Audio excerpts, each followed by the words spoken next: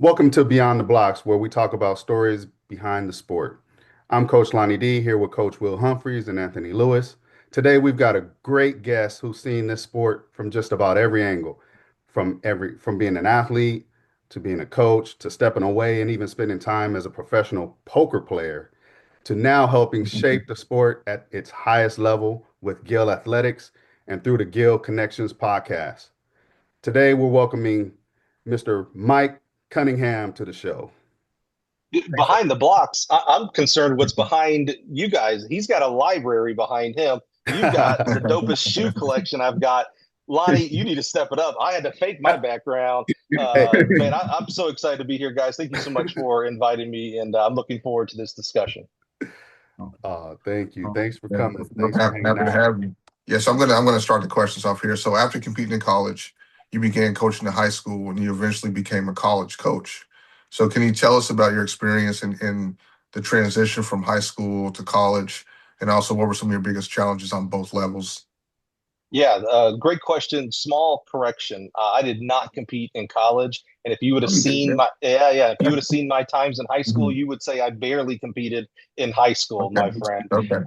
I was a very mediocre track athlete in the great state of Mhm. Alabama. I was kind of a Mhm. half miler. Mhm. I mean, I tell you what, you guys are going to laugh at this.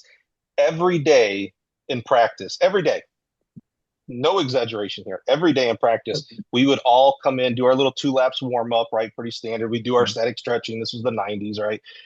And then we Mhm. would run our events and then go home.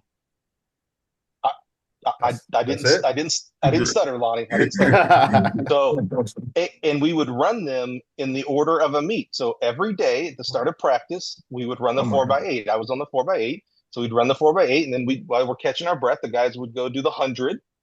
We didn't really have any hurdlers back then, but if they did, they would set up 1 lane or 2 lane and run the hurdles. And then we'd run, I can't even remember the order. I'd probably run the open 8 or the mile or something like Right. that. And then the 8. So I ran the 4x8, the 8, the mile, and the 2 mile, and the 4x4 every day because Tuesdays and Thursdays were smaller meets, so I ran those, and then the big meets invitationals. I pretty much run all of those events as well, every What? single day. That's crazy. Was your track a football coach? Or your track coach? Of course, yeah, I was in That's Alabama. crazy. I tell you what, I so every one of our football coaches was every other sports coaches, right? Mhm. So our DB's Mhm. coach was the girls basketball coach. Our quarterbacks coach was our track coach. Everything, they there was no like just a tennis coach so I Yeah. thought that's how it was around the world, Everything. around the country, right? So I moved to Chicago, went to college for a year, dropped out, and decided I wanted to become a coach. And so I called the local high school up and called the coach, the track coach, Russ Martin. I'll never forget him. I love him to death. And so he's talking to me about what I can coach and help out and things like that. And so then I go, hey, so coach, what position do you coach in football? And if you knew him, he is the traditional distance guy, just scrawny, just a distance Mhm. guy. He was like, what are you talking about? What do you mean? He goes, I coach track and field and cross country. And I was like, yeah. But well, in football, what do you do, like receivers or something?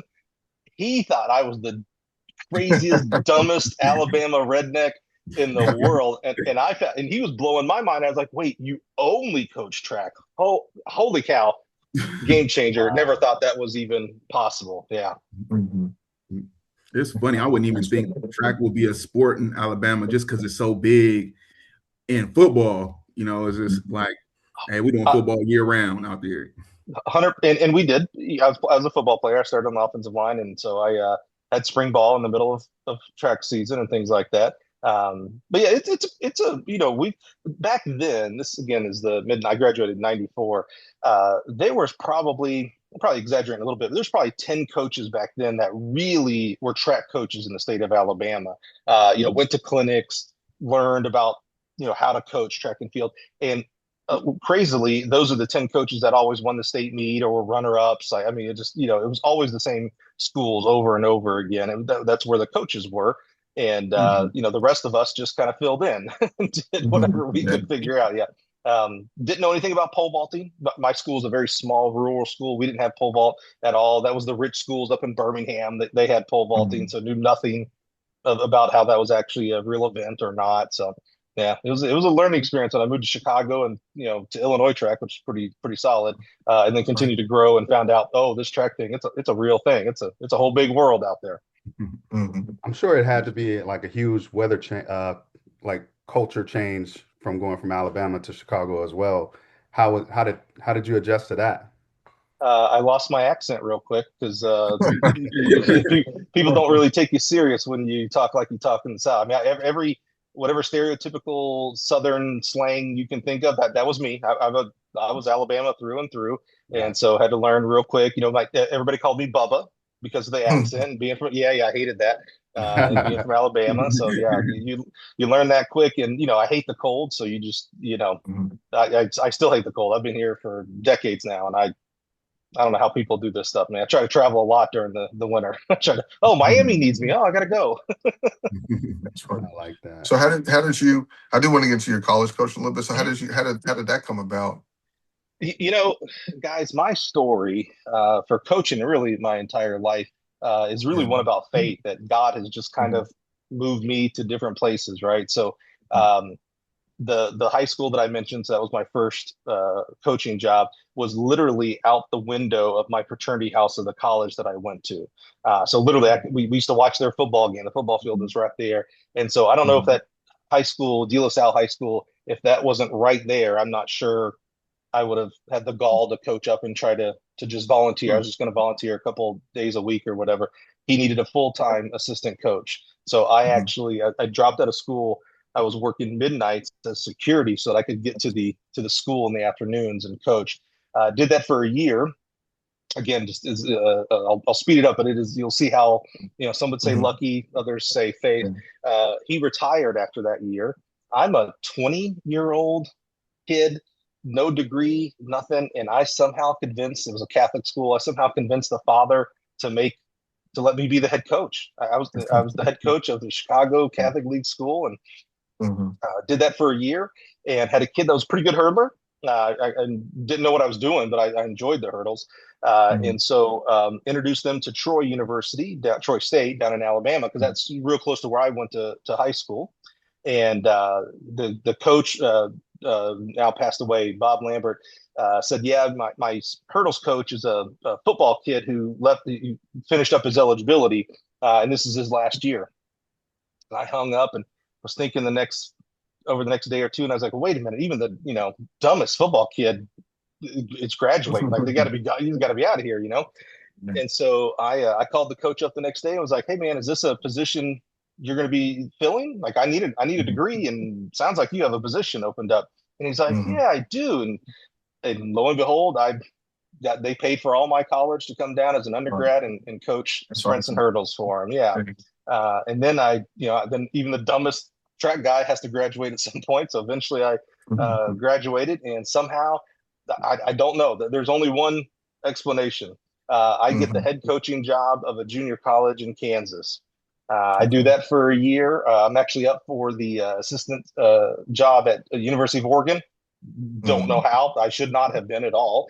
Mhm. They ended up hiring some guy named Steve Sylvie, a guy who won like 10 plus rings at the University of Arkansas. Yeah, I don't know what they were thinking, but I ended up going to Ball State University over in Indiana for 2 years as the women's assistant coach. And I'm from Alabama, so I'm an SEC homer.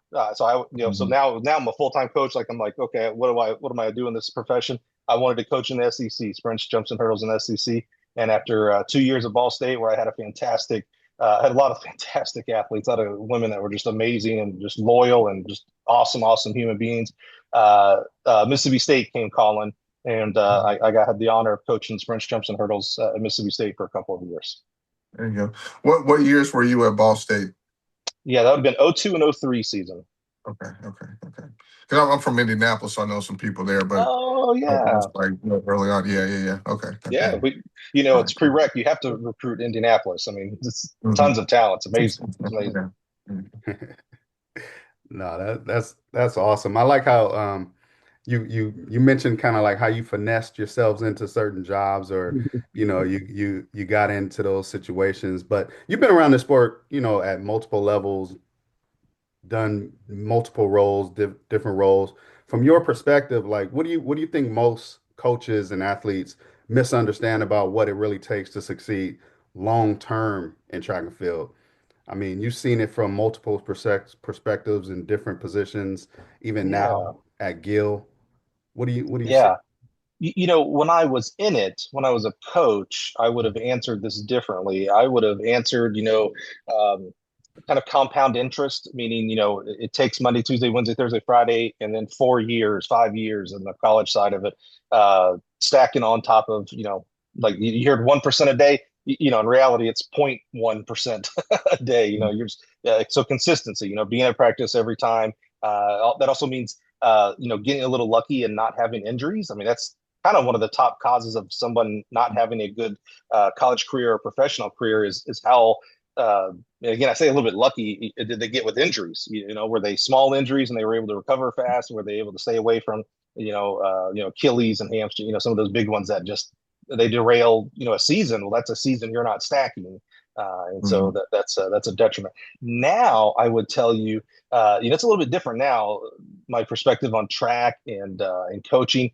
And I know this is hard. We I think we get caught up in the 1% of athletes too much. I think we, uh, from the scuttlebutt that from social media and the coaches' conversations that I'm having at clinics around the country, the podcast, we're always talking about, oh, this one kid, can they go Division 1 and maybe they'll have a pro career? And it's like, 99% of, I'll say it again, I say it 1,000 times, 99% of your kids are not. I think for NCAA, it's like 7%, D1, D2, D3. Maybe, and I need to actually do the numbers, the math on this. So when you add NAIA and JUCO into it, it's still probably 10% of all high school kids go on to college. And some, it doesn't matter what realm to me. But as long as they're having a good experience, I think that's success today's world. Mhm. That doesn't mean that they go to nationals, become all American. Again, the number of people that make it to the Olympics are, that's a fraternity of zero. No one makes it to the Olympics. Yeah. What I'm saying? Like it's so rare. And Mhm. so I think, I'm kind of more on the side of, are you training them to be healthy? So, don't kill the kids, don't put them on sleds up hills, Mhm. wind in their face and, and snowing. Mhm. And do they enjoy the sport? Because here's a real issue, in my opinion. When you add boys and girls track on the high school level, we're the number one most participated sport out of all of them: football, basketballs, baseball, etc. Mhm. When you go to college, it's the same thing. When you add men and women together, uh, more participation in track and field than football, baseball, softball, etc. So you're more likely, Anthony, when you go to the grocery store this weekend, you are more likely to run into someone who has some form of track and field participation than you are someone who had some kind of football participation. So when you go to the mall, the movie theater, grocery stores, you've got track people all around everywhere but one place, and that's a track meet. We can't get people to go to track meets to save our lives. What are we doing as a sport that Yeah. we can't get people to support? We need more support, because that means financial support as well, by the way. That means more officials. That means more coaches, more money into our sport. And it's not working today. It's Mhm. in general, Right. So with you being in this space and touching on that, where do you think the disconnect is? Like, how do you think we can get more fans in the stands, even former athletes in the stands, and also second part of the question, where do you think we can retain that money from? Like, Yeah. what is your idea on that? Yeah, there's not a lot of money to retain. We need to get money in. We're retaining pennies at this point in time. We need to get dollars in here, right? Yeah, I think, and sometimes this conversation gets into a little bit of black and white, one side or the other, where I'm on the side that track meets are too long. Now, I'm literally in a hotel. About to start the Penn Relay starting tomorrow when we're recording this. So, I'm about to go to a meet that is literally 8 in the morning until 8 at night, right? And I used to think like, oh, they got to all be smaller. They all got to be short. Places like the Penn Relays and Drake Relays, there is a place for these carnivals, if you will, these 12-hour a day type places. But unfortunately, in our sport right now, on every level, this is the norm. If I go to a summer track meet, it's 12 hours might be a short day. If I go to the average high school meet, it's 12 hours. It's all exaggerations here a little bit, but they certainly aren't short. So I think we have to have a better presentation on the field. I think that means shorter meets, and that doesn't mean cutting out events. I don't know why a track meet can't on the first week of each month, it's the 1, 4, 16, whatever, blah, blah, blah, long jump, high jump. And then the second week of every month, it's the 2, 8, I don't know why we can't do that. And then have a nationals that looks like all the events and schedules it correctly, or a state meet that has all the events and schedule it. But I don't know why we have to run every single race, every single time, and invite 30 teams. By the way, it is good for my business the more we have dual meets and try, because more people need to have equipment for that. But I do, in my heart, whether I was a equipment guy or not, we need to put a better thing out there. People don't go to bad movies. People aren't going to bad entertainment. Right now, track and field is unless you have a horse in the race, a daughter, a son, etc. You aren't normally coming to a track meet. I would also say, I'm sorry, I would say too that we need to move them around more, like at least with like collegiately. Like I went to my first indoor national championship, so I went to Arkansas this year, and so I was at the Big Ten indoor meet, and it wasn't packed at all, but the national championship indoor meet was packed. It was packed. Part of that's because some of the teams brought a lot of their athletes and students and all that kind of stuff, like Illinois and Kansas State. They had tremendous cheering sections with their student athletes who weren't competing, but it was packed. Now, I've also been to Oregon and seen it on TV as well, or outside of the Prefontaine, it's rarely packed. I would love it, and I know a lot of people complain about that. I would love it if they moved that meet around and gave other people opportunities to host it. I think it would be better. What's your thoughts on that? I'm allowed to disagree and not get kicked off the show. Is that correct? Oh, yeah. Okay, good. Yeah. As a guy who was intimately involved in Hayward Field, no way, man. It should always be in Oregon, 100%, for many, many reasons. Now, I am 100% on the train of it is hard to get to. It is expensive to get to. I get all of that. But there is no place. There isn't. We've been to Texas. I mean, come on. What's a better state for track and field, right? Will, you might agree with me on that, right? What's a better state than Texas for high school and track and field and things like that? There wasn't anybody at that national meets at Texas either, by the way. So, and Oregon's got some issues right now for culture. Not the University of Oregon.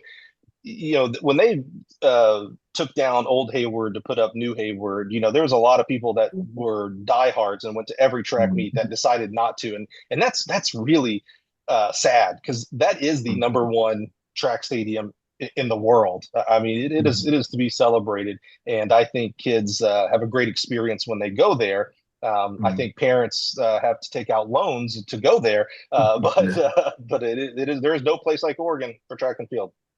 Yeah, we book in the summer or in the fall for the following summer. It's like, it's so crazy financially. Oh yeah, absolutely. But see, I think that's one of the issues right there is, like, right now we're talking about, hosted here. How many times, track been around how long, and no one owns their own track? We're going to these schools, having to pay these schools. So you're talking about the money going away from track. I feel like we really got to get innovative.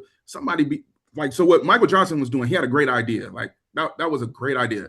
Bad business structure, great idea, right? So I feel like someone has to step up and say, hey, let's team up with with the tech space, because there's a lot of money in the tech space, and let's just create our own venue, our own indoor venue, our own outdoor venue.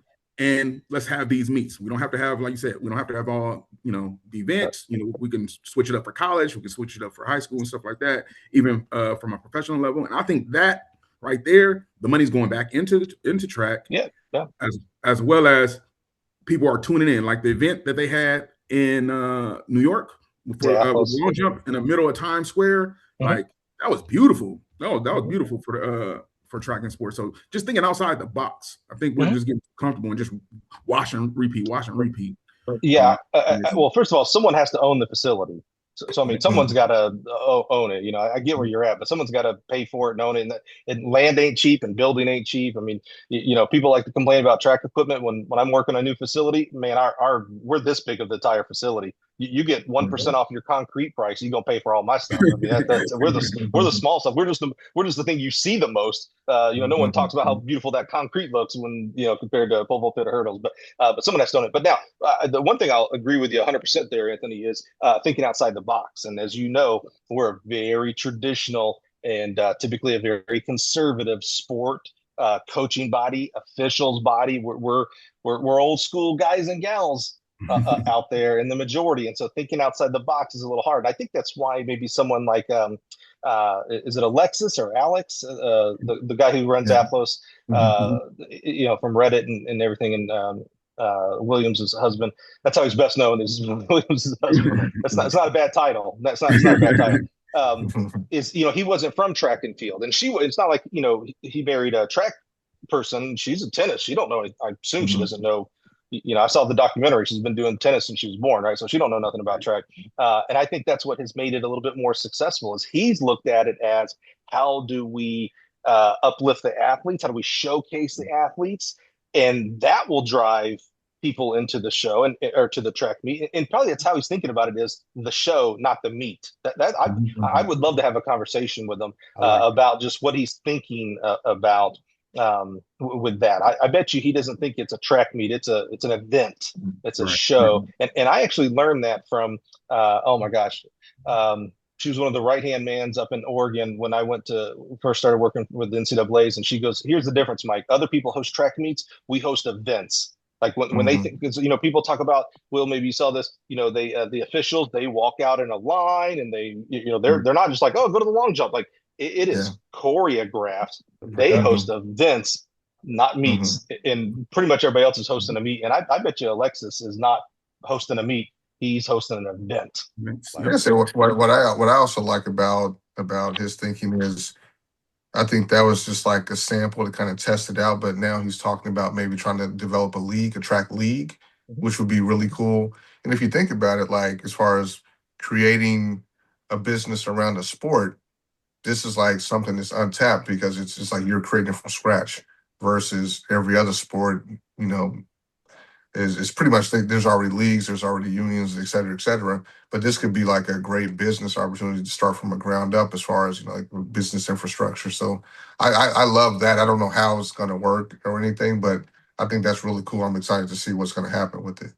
Yeah, it's not new, unfortunately. You guys would be surprised at how many times a year someone pitches me the next great track league. I mean, it's over one a year. I had one guy tell me I couldn't financially support it, but I could do some value in kind stuff. And he goes, I need a little bit of money. He goes, this league will succeed. It has to. You've never heard of that league. It never got off the ground. That's a common story out there. The other thing that I concern myself with is because we don't have any kind of unionization for our track athletes. I love Bolt and all that kind of stuff, and I'm glad he made $1 Brazilian. I'm concerned about that 100-meter guy, and maybe 100's too deep, but you know what I'm saying? I'm concerned about the majority. It's, not to get into society and world issues, but it's not unlike our society today, where our, people are, the wealth gap is growing. It's grown in this 10 minutes we've been on so far. And that's the same thing. That same thing's happened in track and field, unfortunately. Our paupers are making no money, and our big time people are making good amount of money. Not great, some are making great, and I'm happy for them. I want more people to have great, and I want more people to have very good financial support, because that will pay our coach. I'm very transparent. It's all about the coaches to me. That will help us pay more coaches. And there's not like there's a bunch of professional coaches out there that are making bank, guys. They're scraping by. And so I want those guys and gals to be supported and known, just like we know Belichick and Calipari and all these names we know. How many times do you watch a track meet? You rarely know who's the actual coach of that athlete. Rarely do they say, oh, I want to shout out my coach Humphreys really got me, on track, pun intended. We're never. And it just drives me crazy, and maybe I'm the only guy that drives me crazy, but I'm like, who coaches you, man? That's funny. I love that. You said you got a couple of ideas. A couple of people came to you, well, not good ideas, but a lot of people have kind of pitched things to you. What's the best one you've kind of heard Yeah, that we still haven't seen? none. No, I haven't heard anything that. Yeah. Because I think you have to change the sport fundamentally first. To be real frank with you, I think it also probably has to be an indoor vision first than outdoor. Outdoor has a lot of variables that are uncontrollable, weather being one of those. Plus, when I'm thinking from the average fan, so somebody who knows a little bit about track, but not like us. We know all the shot put, and we know they kind of they did the mile in high school, so they know that, and they knew they had a teammate to do the pole vault. Okay, but in the outdoor space, pole vault is way over there. God bless, we don't even talk about our throwers. They're not even here. They're 2 miles down the road, right? Indoors is much more intimate. I can sit in the middle or even on the extremes of the stands, and I can see everything pretty much. Most of our indoor facilities. I can keep it going. My former boss, now retired, mentor of mine, Fred Dixon, he was a 76 and 80 Olympics decathlete. And he used to tell me all the time, like, I'd never been to the pre-classic before. He's like, Mike, you got to go. It's the greatest meet in the whole world. And I was like, yeah, one day if it works out, whatever. First, have you guys ever been to the pre? I've probably not been to the pre. No. Dude, it's awesome. It is a roughly 3-hour window where something is going on at all times. You have a great announcer that is keeping you informed. Like, all right, now we're going to the 100-meter start. Here's the people that are okay. The 100-meter goes off. Here's all the accolades. Back to the shot put. Ryan Krauser's in the ring. Like it is constant. Like, oh yeah, it is like it's a 3-ring circus with a ringmaster that knows how to take the crowd. Eyes over here, eyes over here. It's 3 hours. That's roughly the time of a basketball game, baseball game, football game. So I'm in and out in plenty of time. It is one of, if not the greatest meets in the world. I'm very partial to that NCAA Division I championship. It's unbelievably hard to make, and it's amazing. But that pre, you guys, if you ever get a chance, in fact, not if you ever get a chance, you need to work towards going. Yeah, it's phenomenal. They do an amazing job. It's an event, not a track. I like that. So what do you think about this for like NCAA? So we had Coach Jefford on a few weeks ago from Kansas State, and he was saying he had an idea where you have, say, 8 teams, you get 3 entries, just for like television specifically. So you got the college meet, 8 teams, every school gets 3 entries. You got 2 heats of the longer stuff and 3 heats in the shorter races or whatever. But it's just you can knock it out in like that 3-hour time span. What do you think about that for something like for TV to help the college meets, get more traction? Yeah, well, when he talks, I listen because I really like that guy. I've known him for a long time. He's beaten me up a few times when I was a coach. When the greatest meets, the funnest meet, in my opinion, are conference meets. That is, Big Ten, MAC when I was there, et cetera, even on the high school level, because more people matter, if that makes sense. I gave the example when I was at Ball State.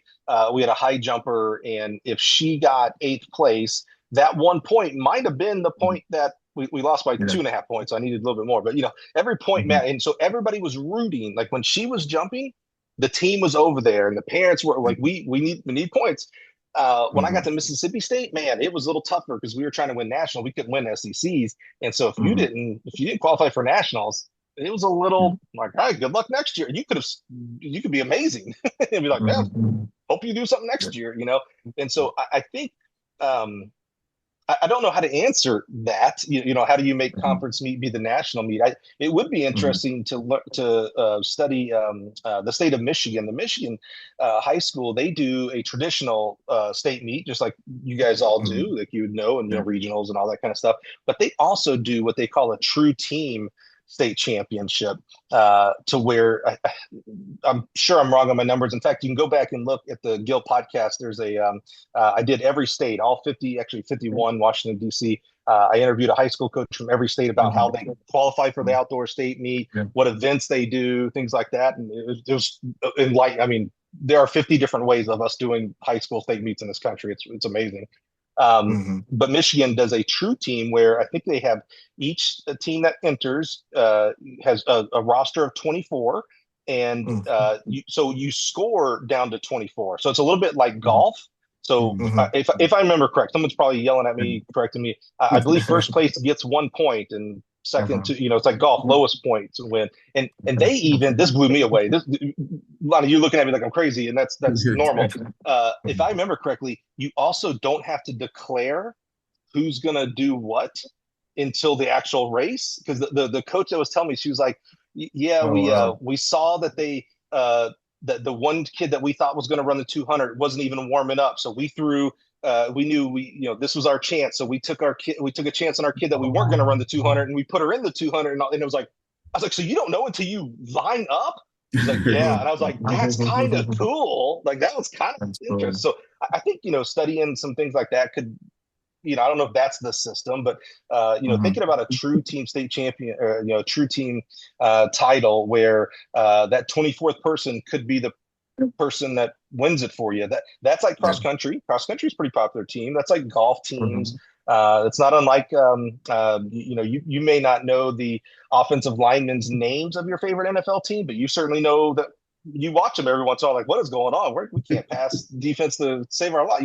They're integral to the team. And right now, a lot of our kids compete and are integral to the team score aspect, if we're even keeping a team score, which we don't do all that much on some levels. That's really true.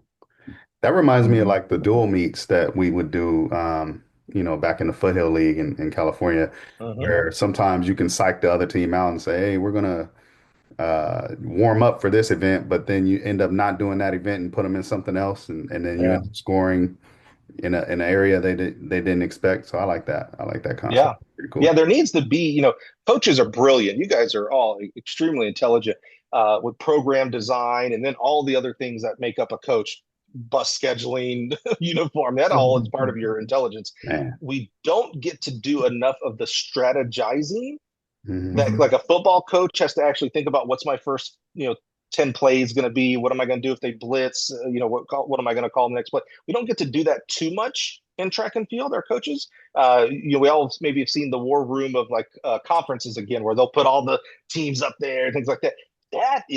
That's coaching. That's not, you're training on the track. You're coaching when you're doing that. And I think that's a missing component to our sport in some form or fashion. Don't you miss that part of coaching? I miss a lot. I miss seeing a kid improve. One of the, I've got to do some amazing things. I had All-Americans, SEC champions. It was amazing. And the story that I would tell you, my favorite, is a guy named Robert Threet. It was my second year. That year that I was the head coach at De La Salle. He was a freshman or sophomore. He was on the JV squad. He was, by numbers, he was terrible. He was like a 6-minute something miler. Robert. And at the JV Catholic League champs, he broke into 5 for the first time ever. 540. I don't remember what the time was. I didn't win. I mean, the Catholic League's pretty tough, but you would have thought he won the gold medal.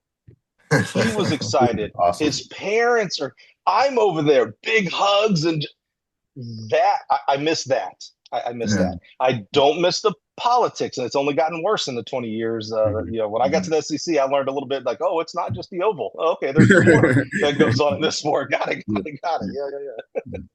Yeah. I like that. With you rubbing shoulders with a lot of these coaches, what I'm interested in is how are colleges and coaches adapting, or are they struggling with this new NIL atmosphere that we're in? Yeah. First of all, we're all struggling. Every coach at all levels, we're doing our best. Honestly, I dislike sometimes when we think like, the coach who wins state or is always winning state in your area. It's like, oh, they got it perfect. Nope, they're doing their best. They really are. I remember when Robert Johnson was the head coach of Oregon. I go out to practice one day, and this is the head coach of Oregon. That's a big job. And he's out there. He was the jumps coach. He's out there turning his own pits. And I was like, Robert, no one in America would believe me if I said the head coach of Oregon is turning his own pit. They all think you have 20 managers and all that, you're Oregon. So we're all struggling. We're all doing our best out there. I don't believe the majority, not even the majority, it is a small amount of people, of coaches that are dealing with NIL at all. There's not, again, Anthony, we talked about pennies, retaining pennies in the sport. No one is getting, I shouldn't say no one.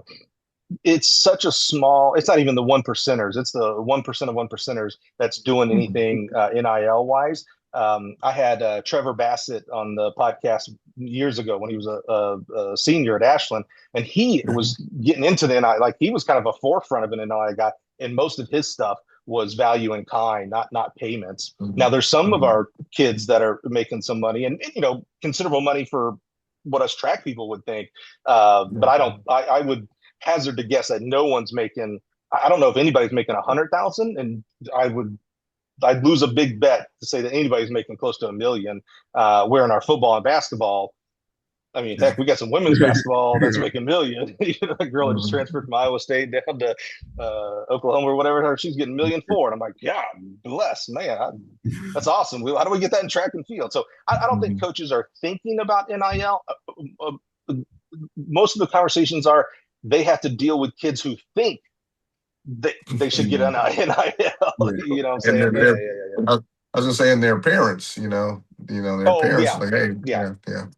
Yeah, and parents, again, parents are doing their best. Will, better than any of us. I don't know about you guys, but I know Will and his family a little bit. You know it better than anybody. Parents are doing the best they can. You're exactly right, and we're all navigating this.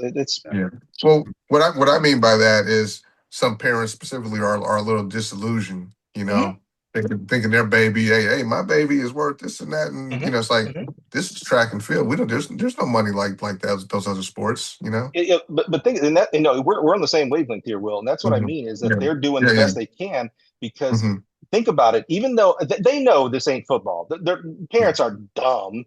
They know this ain't football. They know this ain't NCAA Division I basketball. But think about this. The kids typically who are the kids and the parents who are typically thinking like, well, we should be getting something, right? Like, they're also being told that they are awesome, amazing, number one, future Olympians, future All-Americans. So on one hand, coaches are saying, you're amazing, you're worth the world, we're going to give you a full ride, but you ain't worth money. You know what I'm saying? You see how that can be confusing to a parent? A parent's like, wait a minute, you're telling me. And by the way, if you're in that level, not just one coach or coaching staff is telling you that. Multiple coaches are telling you should come to my school. You're amazing. You're going to become an Olympian here. Not money. No. You know what I'm saying? So parents, that's why I say parents, I think, are doing the best they can too. They're being told how amazing their children are. And of course, they're biased. They think their child's, the next Olympic record holder.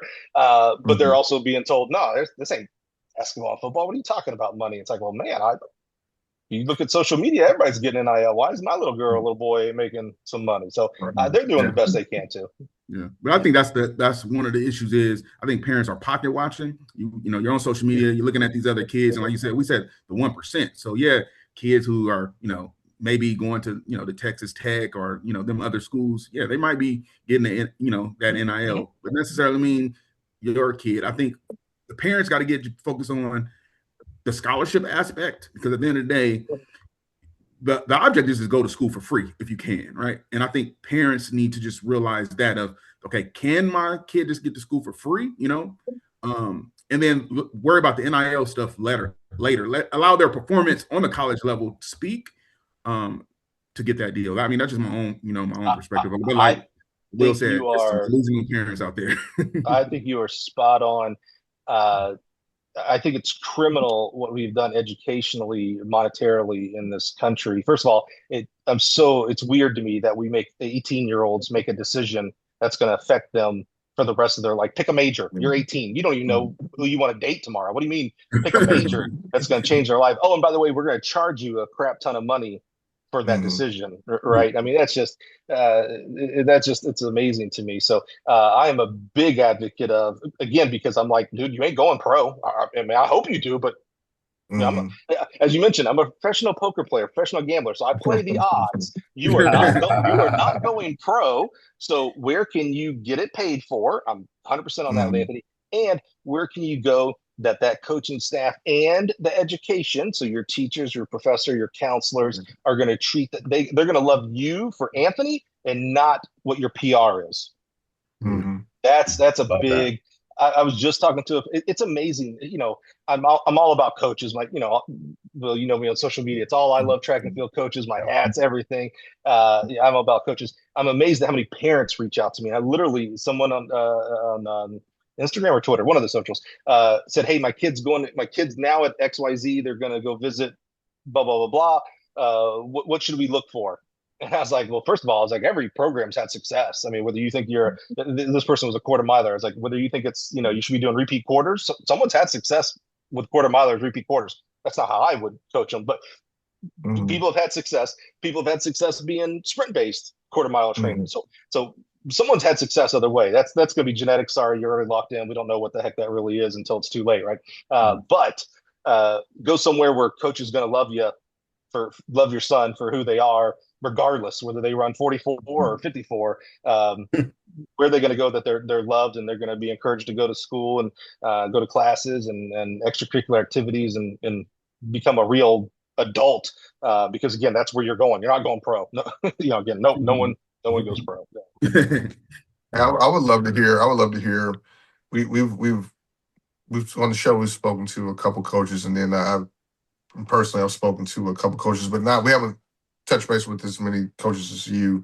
I would love to hear what you think or what you've heard most of these coaches around the country's perspective is on the roster limits now that they're in effect. Like, what's the temperature on that? Yeah, great question. First of all, let me take a step back. What you guys are doing here is awesome. I love this. I've encouraged you guys from the day I heard about this, for a couple of reasons. One, you're giving voices to coaches. First of all, you're your own coaches, so we're getting to hear your voice. I think that's tremendously valuable and important. And you're having coaches on your show, so you're allowing those. I only get to do 52 episodes a year. So a guy like Travis, who I love dearly, it may take me 5 more years or 50 years to get him on the show. So I need other shows. That's why I encourage other podcasts, because I can't get them all. I want them all. I can't get them all. So first of all, blessings to you. We're getting close to 400 episodes, but you know what? I couldn't get there without having episodes. No, don't clap, man. It just means I'm old. But I had to get to episode 10 before I could get to 400. You know what I'm saying? You just got to stay consistent with it, guys. So just blessings to what you guys are doing. I absolutely I just love this stuff. This helps the sport, in my opinion, and of course the profession. Your question about roster limits. Yeah. Hey, coming up, we're going to have, I think Monday is Coach Jarvis from Arkansas. And we got to, at the end, start talking a little bit about roster limits. And then I just had, that'll be in July, I think, is when they'll publish. So you're getting inside information. No one knows this, by the way. Chris Woods, the head coach at Mississippi State, and right after Rita Gary from Furman University. And we got to chop it up a little bit at the end about roster limits and development and things like that. I think some coaches, who did I just have on? Oh my gosh. I'm getting old, guys. Memories. One coach, I can't remember. I'm so sorry.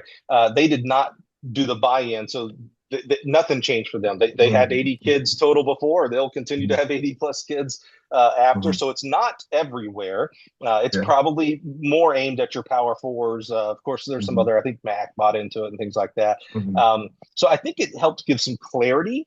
A much smaller. You don't have to carry, but most of them carried around 45 already. Now the SEC is doing 35, which I just don't understand why the SEC is. That's not our MO to make things harder on ourselves. We're the guys that are always trying to make it a little bit easier to go out and do stuff. So I'm a little disappointed in the SEC and SEC leadership for allowing that to happen. But again, most of these programs, not all, but most, they had 40 to 50. It did not affect as many. It affected people. I know of some Power Four programs that had to, cut and drop down. But it wasn't like the average on the Division I side was not anywhere like 100 per men, 100 per women. Then they had to cut 50, 60 kids. I bet you the average was probably right around 45, because that would lead me to believe that that's what they went to. Like, how'd they pick 45? They didn't do it on the number of events and say 2 per event or anything like that. 45 is a made up number. How did they get to 45? I bet you they did the research and found out that on average, it was probably around 40, or maybe it was 42, so they rounded up to 45 because we do that for some reason with numbers. We'd all be questioning why is it? Well, it was 12.6. That's a random ass number as well. So why couldn't it have been 42? I guess, but yeah, it didn't overall affect. But now because it's a hard cap. At that, you take less flyers. You don't get to take chances as much as you did in the past. But I think it's also going to make our coaches double down. They're already really good at this. I think it's going to make them double down on health and injury prevention, because now when a kid goes down, holy crap, that's 1/45th of your roster, not 1/80th of your. You don't have as many kids to plug in that to at least get you somebody, right? That's a big miss. And I am concerned, and we'll see how this bears out. I am concerned about our one-eventers, specifically our javelin throwers, our hammer throwers, our our combined events kids, who generally need a little bit more development because we don't do it very often much in high school. Those athletes, I am a little concerned about.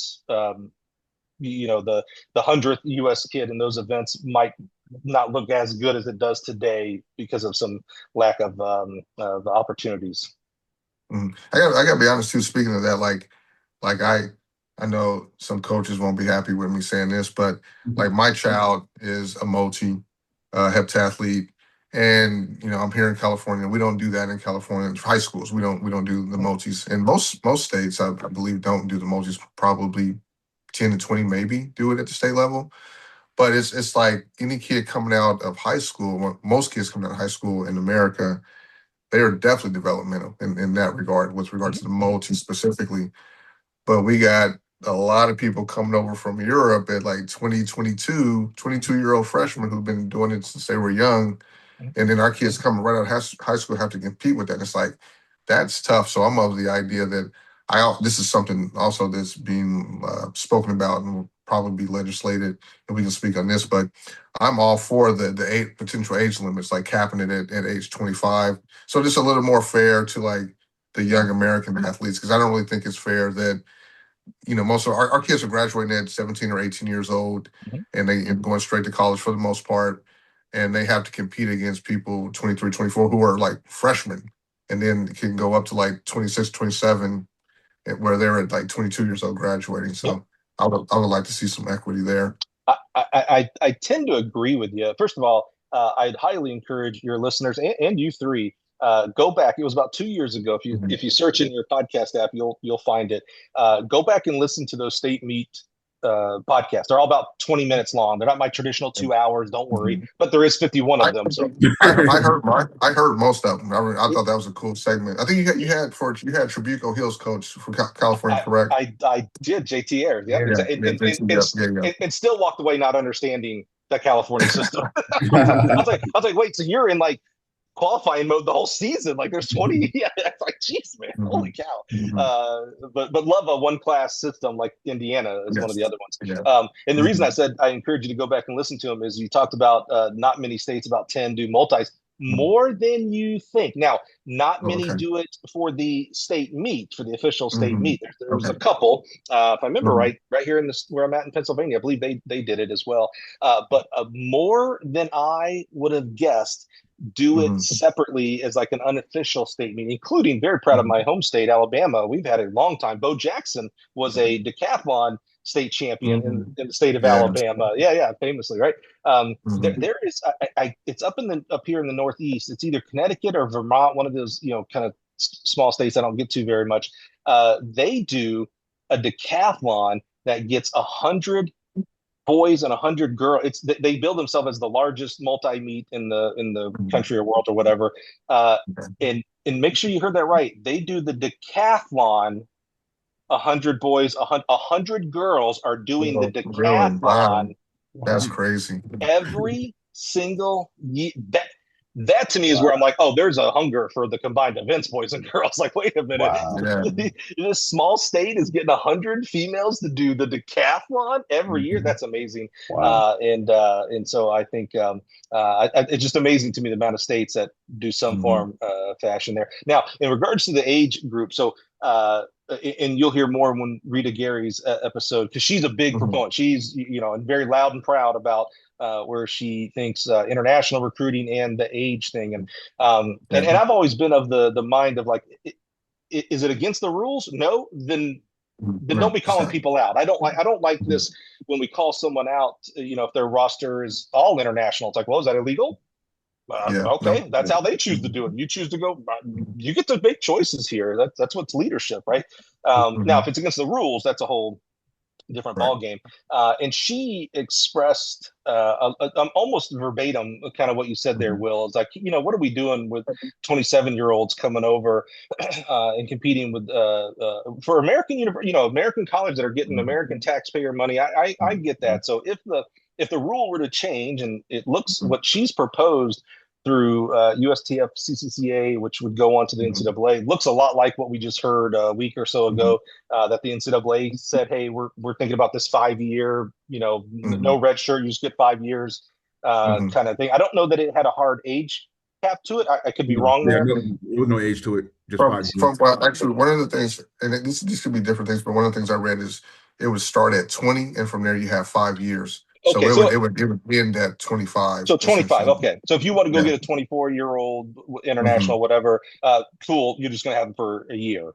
Yeah. I'm not against that. I mean, you are talking about it's college. It's not the professionals. So it's hard for me to disagree with a rule like that. Now, I do start having some concerns about rules about like how many internationals that you can have on a team, because until we start making rules or laws of how many like percentage of your college student body can be international or not, because right now Illinois, they go out and recruit some of the smartest Chinese, Taiwan, Brazilian. I mean, you smart, you come here. It helps. It helps America as well, by the way.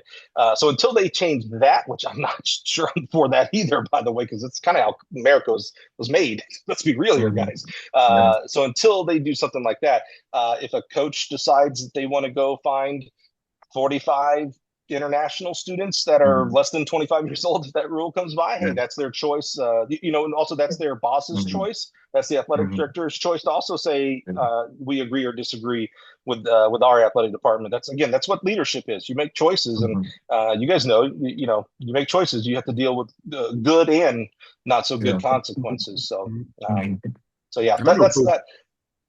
And I know Coach Kenny, I mean, he talked about it on our last episode too. Of when we got rid of that SAT rule, it opened the door, because in those other countries, it cost them, from his words, a year's salary just to take the SAT. So now we got rid of that rule now. So, it opened up the doors, so sometimes we even have to, we have to understand when we make certain decisions, what that impact look like, right? You know what I mean? Consequences. That's exactly right. Yeah. It would be interesting, because I do hear this a lot with these kids transferring a lot, which I don't know that.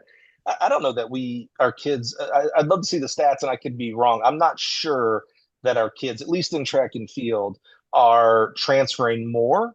I think we hear about it more. I can read right now who just transferred, where 10 years ago I would have to like read a newspaper, or like a coach would have to call me or something, so I think we hear it more, but I've also heard we are educational, and I agree with that. Universities are educational first and foremost. They should be first and foremost.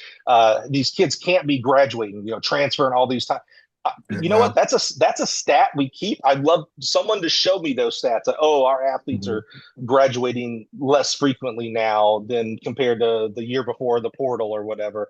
I just haven't seen that stat, so it makes me feel like it's not true, and it's something we feel. So we want a little bit of scaremongering out there and talk about that. So until someone shows me, I'm like, I know that's an official stat we keep in NCAA. So that's an easy one to find, and no one's actually put that out there yet. So I would find it hard. Like you hear that a lot with football players. I would I would be hard pressed to believe someone who's transferred 4, 5, 6 times.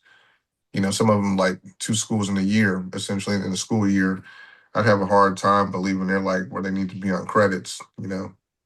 Yeah, And working towards a proper graduation. agreed. But then I also go to, and this is my Cunningham philosophy here. Mhm, I'm not mhm, sure a college degree means much.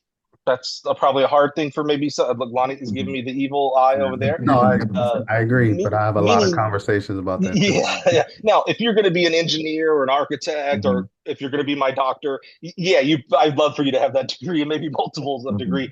mhm, But like my job, I mean, let's be real, mhm. guys. You did not need to get a degree to do my job.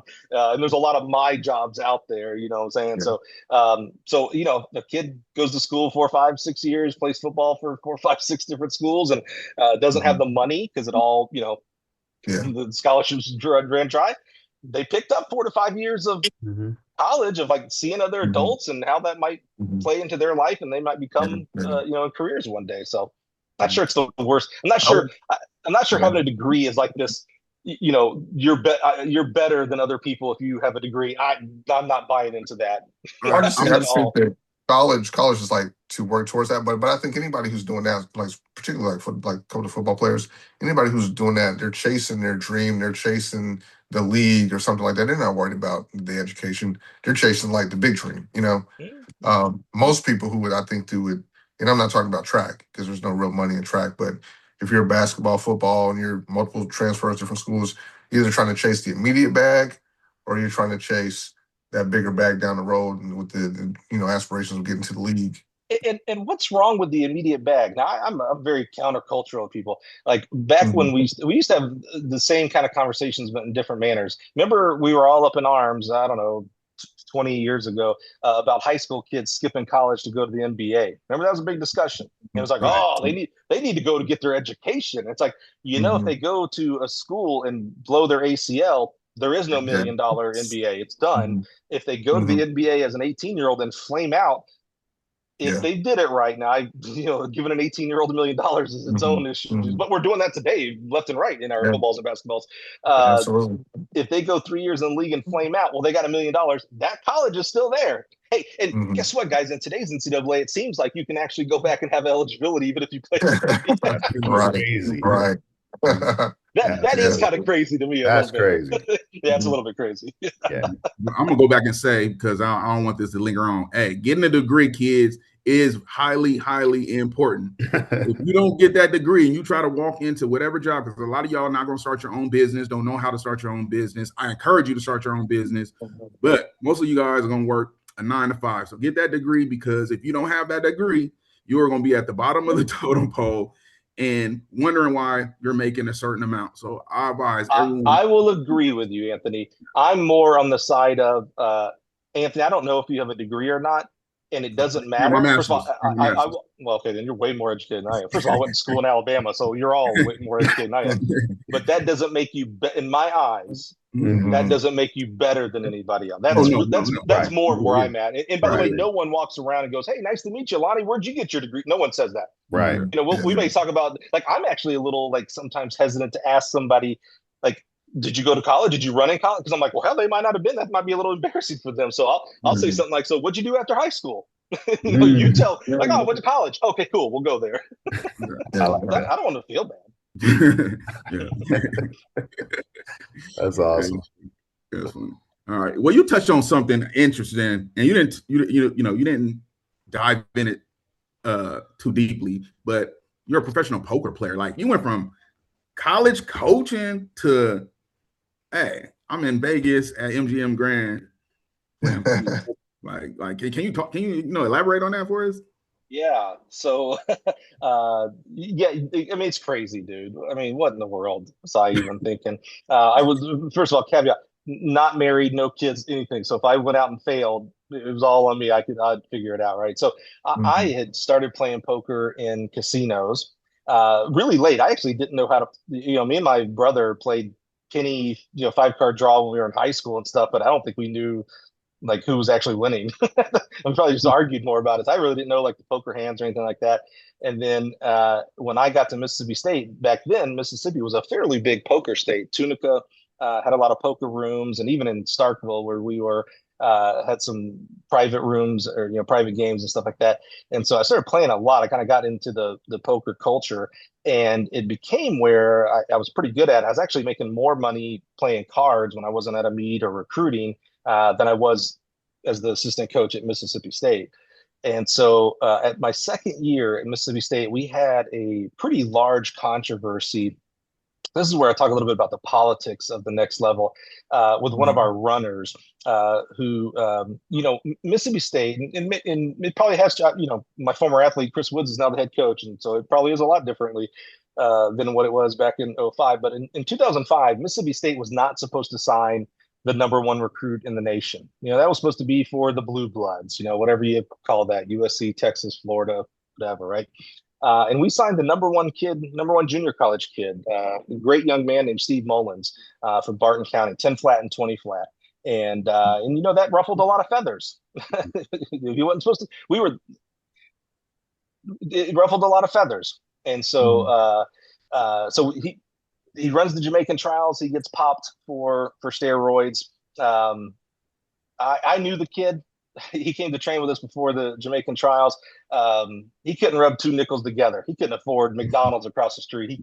He couldn't afford steroids, guys. And there's a lot of legally side inside of it. But what eventually happened was he got suspended. But back then, when NCAA said when you got suspended by an outside organization, so he got suspended by IAAF back then, you were still eligible for NCAA. And so he was going to run his junior year, but then they had already said that the fall of the next year, they were going to make it like it is today. If you're busted by an outside, you're busted, you're not eligible. So we were going to redshirt him that second year with us, which would have been his fourth year in school, bring him back for his fifth year. He'd be eligible because now his 2 years of international would be done. It worked out perfectly for his academic. Like it was all, it sucked. He couldn't even afford to go back to Jamaica for his trials. That's what I'm saying. It was a bad deal.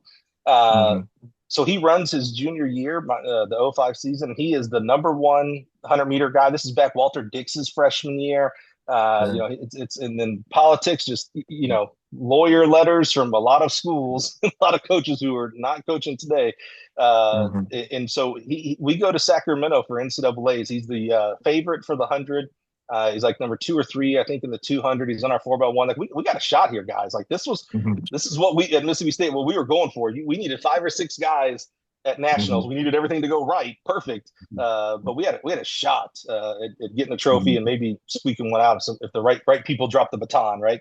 Right. Well, again, politics got involved, and they made him ineligible on Monday. Meet starts on Wednesday or Thursday or whatever it was That's back then. crazy. Yeah, That's and crazy. so that was my 10th year coaching. Much like you guys, I had been through a lot with different kids, right? I had kids who had lost parents, and I was always there for them. I had kids that, struggled in family or struggled athletically or struggled socially, and in some form or fashion, I'd always been there for my kids. And this was the one time, because it was in the courts, that I was powerless. I couldn't help my kid.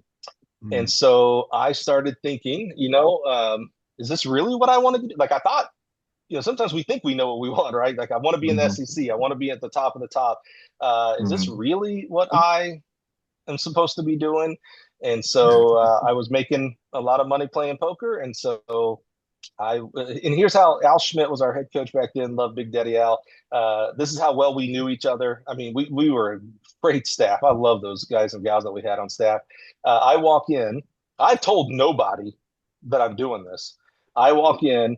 He sees I have a piece of paper, tri-folded up. It's my 2 weeks resignation. And he goes, "You're moving to Vegas." And I was like, holy, like, how did you know? He goes, "Man, because I've been doing this a long time." I'm like, "Yeah, but no one's ever said they're going to Vegas. Like, what are you talking? This is a new one for you, buddy." And I had never been. And so he goes, "Hey man, if you need to go now, like don't worry about 2 weeks. Like you can just go now." And I was like, "Nah, man, I'll take another paycheck. You never know." I'll probably get one more 2-week paycheck in me. I'll be all right. I'll be all right. And so I drove to Vegas, never been before, and I played cards for a living, man. Every minute of the day, I was at a poker table somewhere in Las Vegas. Wow. You Texas Hold'em, which one? Yeah, if you're going to be a pro, you have to know Texas Hold'em because that's and definitely back then that was 95% of the games out there. But my favorite games were actually a mixed game and pot limit. So at the Wynn was kind of my home casino. That's where they gave me a safety deposit box and all that for my cash and stuff. One of my favorite games was a 25-50 pot limit mixed game. So we would play, Hold'em for 8 hands, and then we'd go to Omaha for 8 hands, and then we'd go to Badoogie for 8 hands. We had probably about a 7 to 8, depending on the night rotation of games. And that's my favorite, pot limit and mixed games. Okay. Yeah. How long did you do that? 1 year there was an equation. I think 1 year playing poker pro is equal to like 7 years. It's not as fun as you think it's going to be. It's pretty stressful. Your lunch money is on the table all the time. You have to divorce yourself of that being money and turn it into a point system. And you're just hoping to start with 10,000 points and hoping to end with a little bit more than 10,000 points. And I did everything wrong. And what I mean by that is I stopped working out. When I say 24 hours a day, 7 days a week, there were no days off. Christmas Day, I was at a poker table. Thanksgiving Day, I was at a poker table, and I would play. I used to think not getting up until the afternoon would be like the greatest life in the world. So I used to wake up at 2:00 every afternoon. And the only reason I woke up at 2 and not later was, do you remember that show Fear Factor? Yeah. Yeah. Well, in Vegas, it came on at 2:00, and I used to love that show. So I'd wake up from 2 to 3. I'd just lay in bed watching Fear Factor, get up, shower, have my breakfast, and then,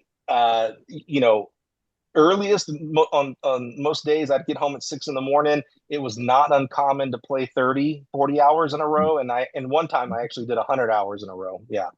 Wow. Yeah. Nearly killed me. I wouldn't suggest 100 hours. All right. So you got to tell us what was the transition from poker to, and I don't know if the next step was Gill or if it was something else, but yeah, how did that come about? Yeah, I was, I finally got to the point where it's like, man, this is just I became good friends, still friends with a guy named Huck Seed, who was a track guy. His brother ran track at Brown. That's how we became friends. He was the 1996 World Series of Poker champion. So he's big dog. He won the Super Bowl of our sport, right? And I looked at him, and he'd been doing it for 20 years. I'm like, how? Like, how do you, like, I'm struggling after a year of like, what am I doing? And so, I told you when I left coaching to get into playing poker, I knew that I was a good enough coach and I had a good enough network that if I would have went bust in a month, I would have found a job somewhere. It might not have been the job I wanted, but I'd be back at a JUCO in Kansas or D3 in Connecticut. I don't know. I knew enough people and I was a good enough coach. I'd figured out. So when the trek season was ending, and I was like, okay, it's time to find out what jobs are open. So I started reaching out to my network. Like I thought I wanted to get back into coaching. And so I reached out to my people that I knew, reached out to my contact. I was a Gill customer. So I reached out, we talk to coaches all the time. So we know a lot of jobs that are open. And so I reached out to the former teammate of ours at Gill, and he was like, well, we're hiring. And I was like, oh, okay. I want to coach, but tell me more. And he was like, oh yeah, I'm going to get paid more than I ever got paid coaching. I get to leave at 5:00 every night. I'm not there to 6, 7, 8:00. I still get to go to all the biggest track meets that I want to go to. And I was like, why have I not done this earlier? And it's pretty good, right? And so, yeah. And I'll be real transparent here. The jobs that I did apply for, first of all, I was very spoiled. I'm at least self-aware. I could not go back and work at Troy, Ball State, etc. When I was at Ball State, every year, 1 year they'd get trainers, the next year it was an every other year rotation, things like that. At Mississippi State, man, each of our kids had 10 pairs of shoes, and so I had enough self-awareness. It's like, man, I'm spoiled. I have to be on that Power Five or whatever we called it. Mhm. And unfortunately, no one in the Power Five wanted me. so so there was no hire. I remember I applied for Kansas. Kansas job was open, but it was the head coach, Stanley Redwine, got the job.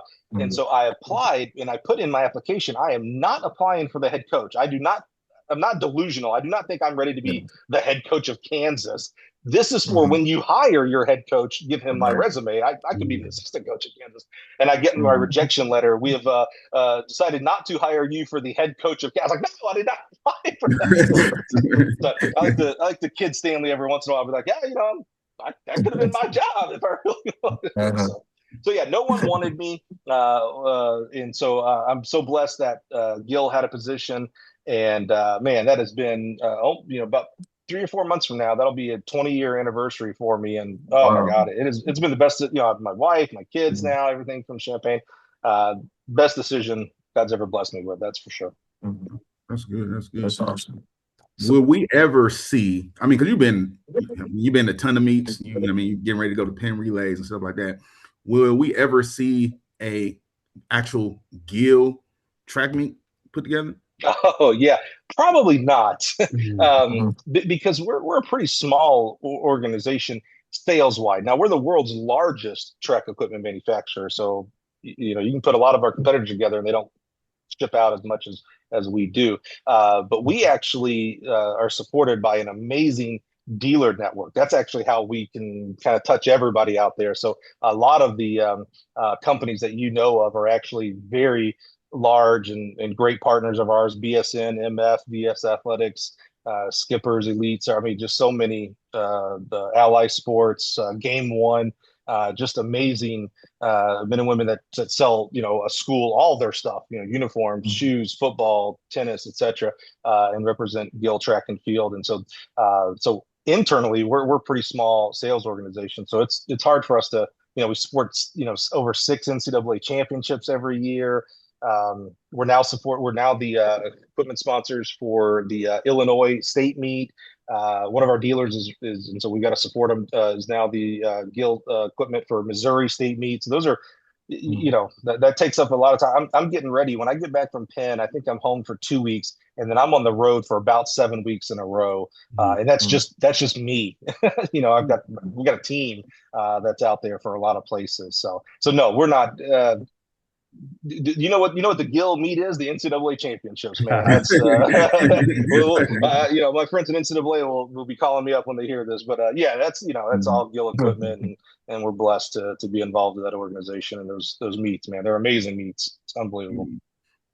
What areas do you feel like you still need to kind of touch? Because I see you guys everywhere. So I'm just thinking, like you say, sales wise, I'm just like, where else you guys have to go or talk to and communicate with, because you guys are pretty much, to me, looking everywhere. Yeah, I appreciate that. That means our team's doing and our dealers are doing the job, right?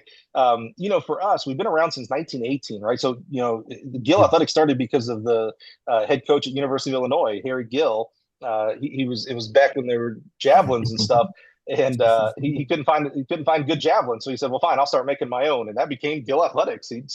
Javelins, the hurdles, the starting blocks, and everything. And so our CEO now, David Hodge, has a mantra: healthy things grow.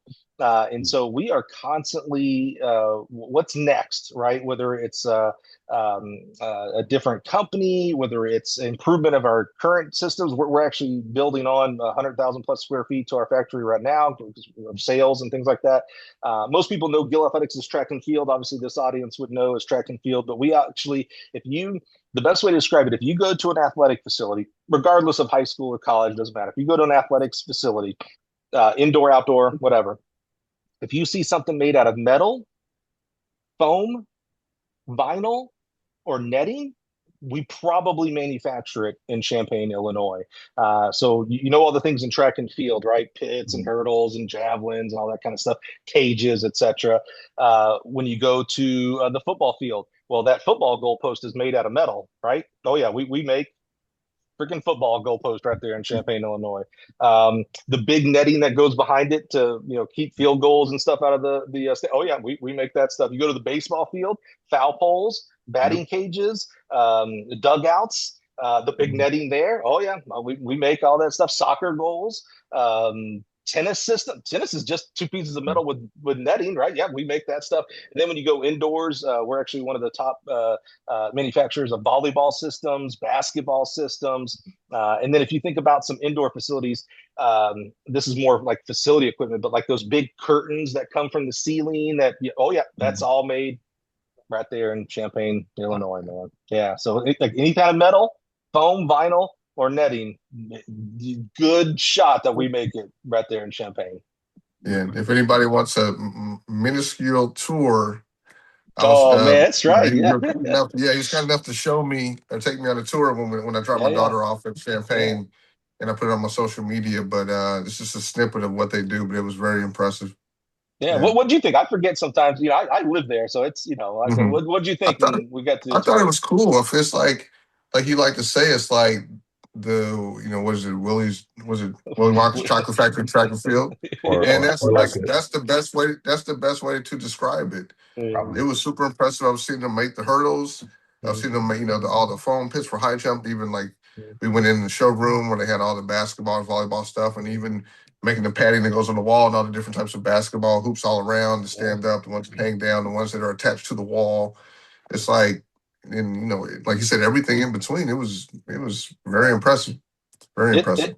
It's fun to walk around, and I think I probably did this with you because I do this with a lot of our coaches. There'll be something that you're used to seeing in the field, not right there. And so I'll like, hey, so what do you think that is?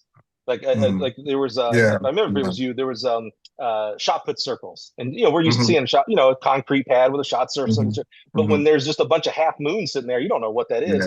That's a bunch of 20 shot put circles right there. Matter of fact, I got something. What'd you take? Do you have to show me something you sold?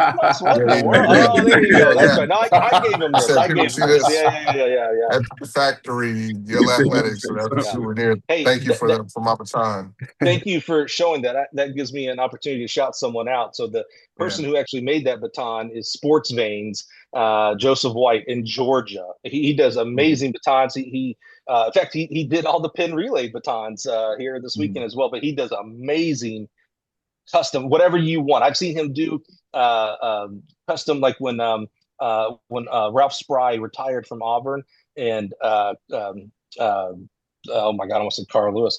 Leroy Burrell got the head job. They did like a baton exchange, so they had all of Ralph's stats. He can do anything. So if you guys need custom batons, my guy Joseph White in Georgia, Sports Veins, VEINS, does a fantastic job. He blessed me because I send him, we don't do custom batons. So anytime someone comes to me, I send them to Joseph because I know he'll take care of them. He did those batons for visitors at the factory. So I thought you were going to show me something you like stuck underneath your shirt or something, Will. I was a little concerned. I'm like, oh man, I might have to repo that or something.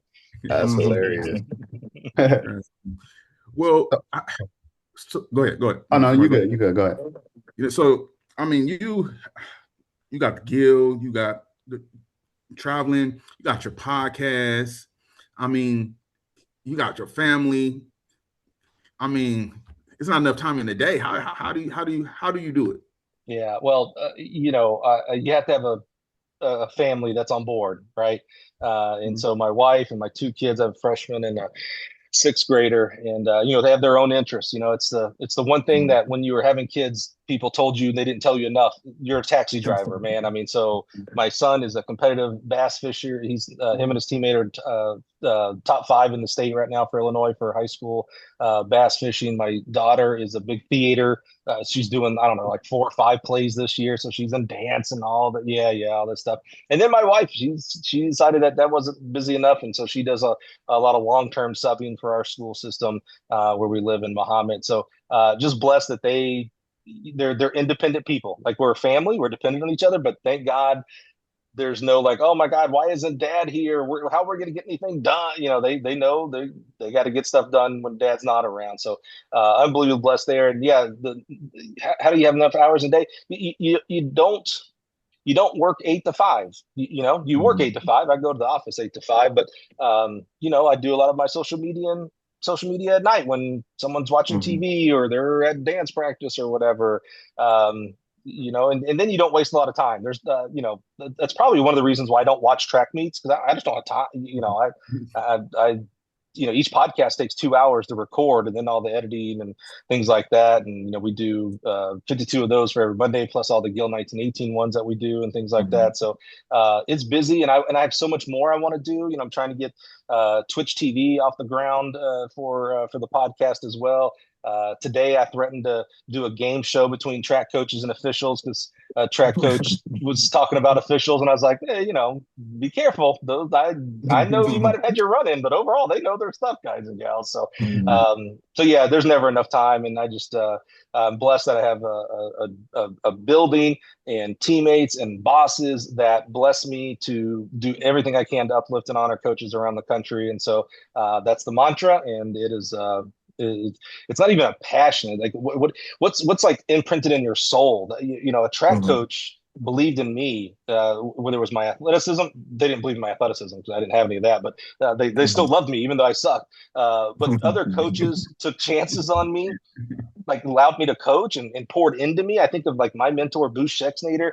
He didn't need to talk to me. Here's one.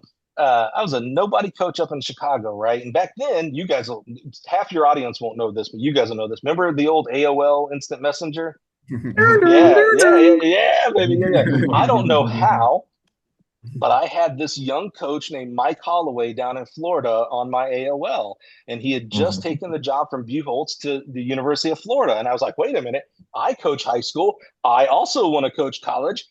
I'm going to ask him how in the world did he do that. And this Mike Holloway, also known as Mouse, just talks to me like I am like he and others are very instrumental of why I don't care what level you coach. I don't care if you coach middle school track. I don't care if your good friend Dennis Mitchell, you're coaching the Star Athletics. I don't care. I want your athletes to be good. I don't care how good they are, though. I want them to be good, but I don't. You don't have more value to me if you win the NCAA championship or if you are 8th place in your middle school conference. To me, you are affecting young people, and our young people, just like we needed when we were young. I know it was a long time ago, Will, but if you can remember, we needed that, right? That is what our coaches are doing. They are being leaders to people who desperately need leading, desperately need people to not give up on them. Because they're being told from social media and friends and TV and sometimes their parents and family that they are not worthy, that they'll never amount to anything.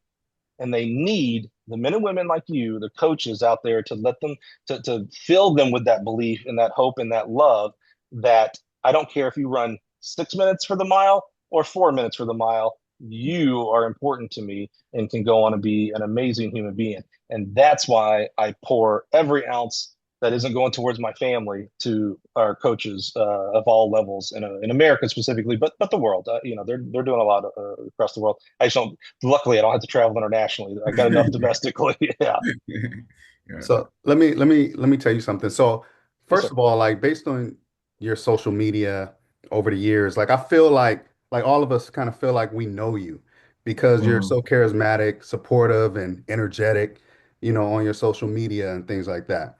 And then even here, like it's fun and it's cool, but then you sit back and reflect, like there's ups and downs of life, and can you like share a moment where you felt uncertain about your path or like what helped you stay grounded? Because we all have those, those emotional ups and downs of lives, like, beating you up. Like, can you share anything in regards to that? That's a great question. Lonnie is working hard to, what I do as the host of the Gill podcast. I'm like, man, if I can get a guest to cry, oh, we're going to win an Emmy or something. Lonnie's trying to bring that to me. It won't work, Lonnie, but I appreciate the attempt. A good host always tries.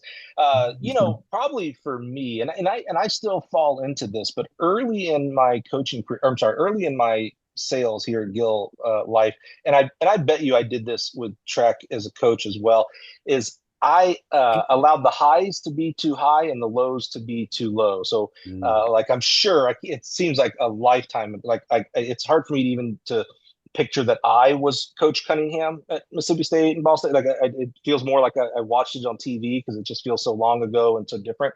But I'm sure a baton got dropped somewhere, and I just thought it was the most devastating thing in the world. And early in my sales career, when I would lose a sale, I know like it hurt me, and I thought that's what you were supposed to do. Like, oh, it's supposed to affect you because that means you care. But when you for me, my experience, when you turn your attention from short-term thinking to long-term thinking, the daily wins and losses don't matter. It actually, how it changed me as a sales professional is we don't make commission. We're salaried people. So any one PO doesn't like it. My paycheck in 2 weeks isn't going to be effective whether I get an order or not. But I used to think, man, when I talk to Lonnie, to be a successful sales guy, I need to get everything. What batons you buying, Lonnie? What shot puts you getting? When you get in a pit, what are you doing with your cage? And if you had a competitor, like you chose a competitor's batons or shots or whatever, it was like, oh man, that's dollars out of my pocket. In reality, it's not. Globally, yes, but and now I don't because I thought about tomorrow. Like, what is tomorrow? What POs am I getting from Lonnie's school and Anthony's school? Right. And now that I think, oh, I've been doing this for 20 years, so I'll be 50 this year. I've got at least 10 to 15 years. And if you see my 401k, I probably got 20 years left before I have to retire. So I'm barely just in my sales life, I'm barely at halftime. Like I'm not even at half. Like if I'm running a quarter, I'm barely at the 200-meter split. I like and that. so when I think about it that way, it's like, oh, I don't care about any one PO from Lonnie today. I need the majority or all the rest of Lonnie's, because you're going to coach for a long time. And Lonnie, you can insert these two guys as thousands of coaches around the country. So now I get to actually, instead of selling because I need the order, I actually get to sell what's best for you. And so and I've done this before, I have to tell people I might be the worst. This could all be Bubba's, and I'm just the worst sales guy in the world. And this is how I paint the picture rosy for myself. I have talked people out of buying stuff because I didn't think it was the right thing for them.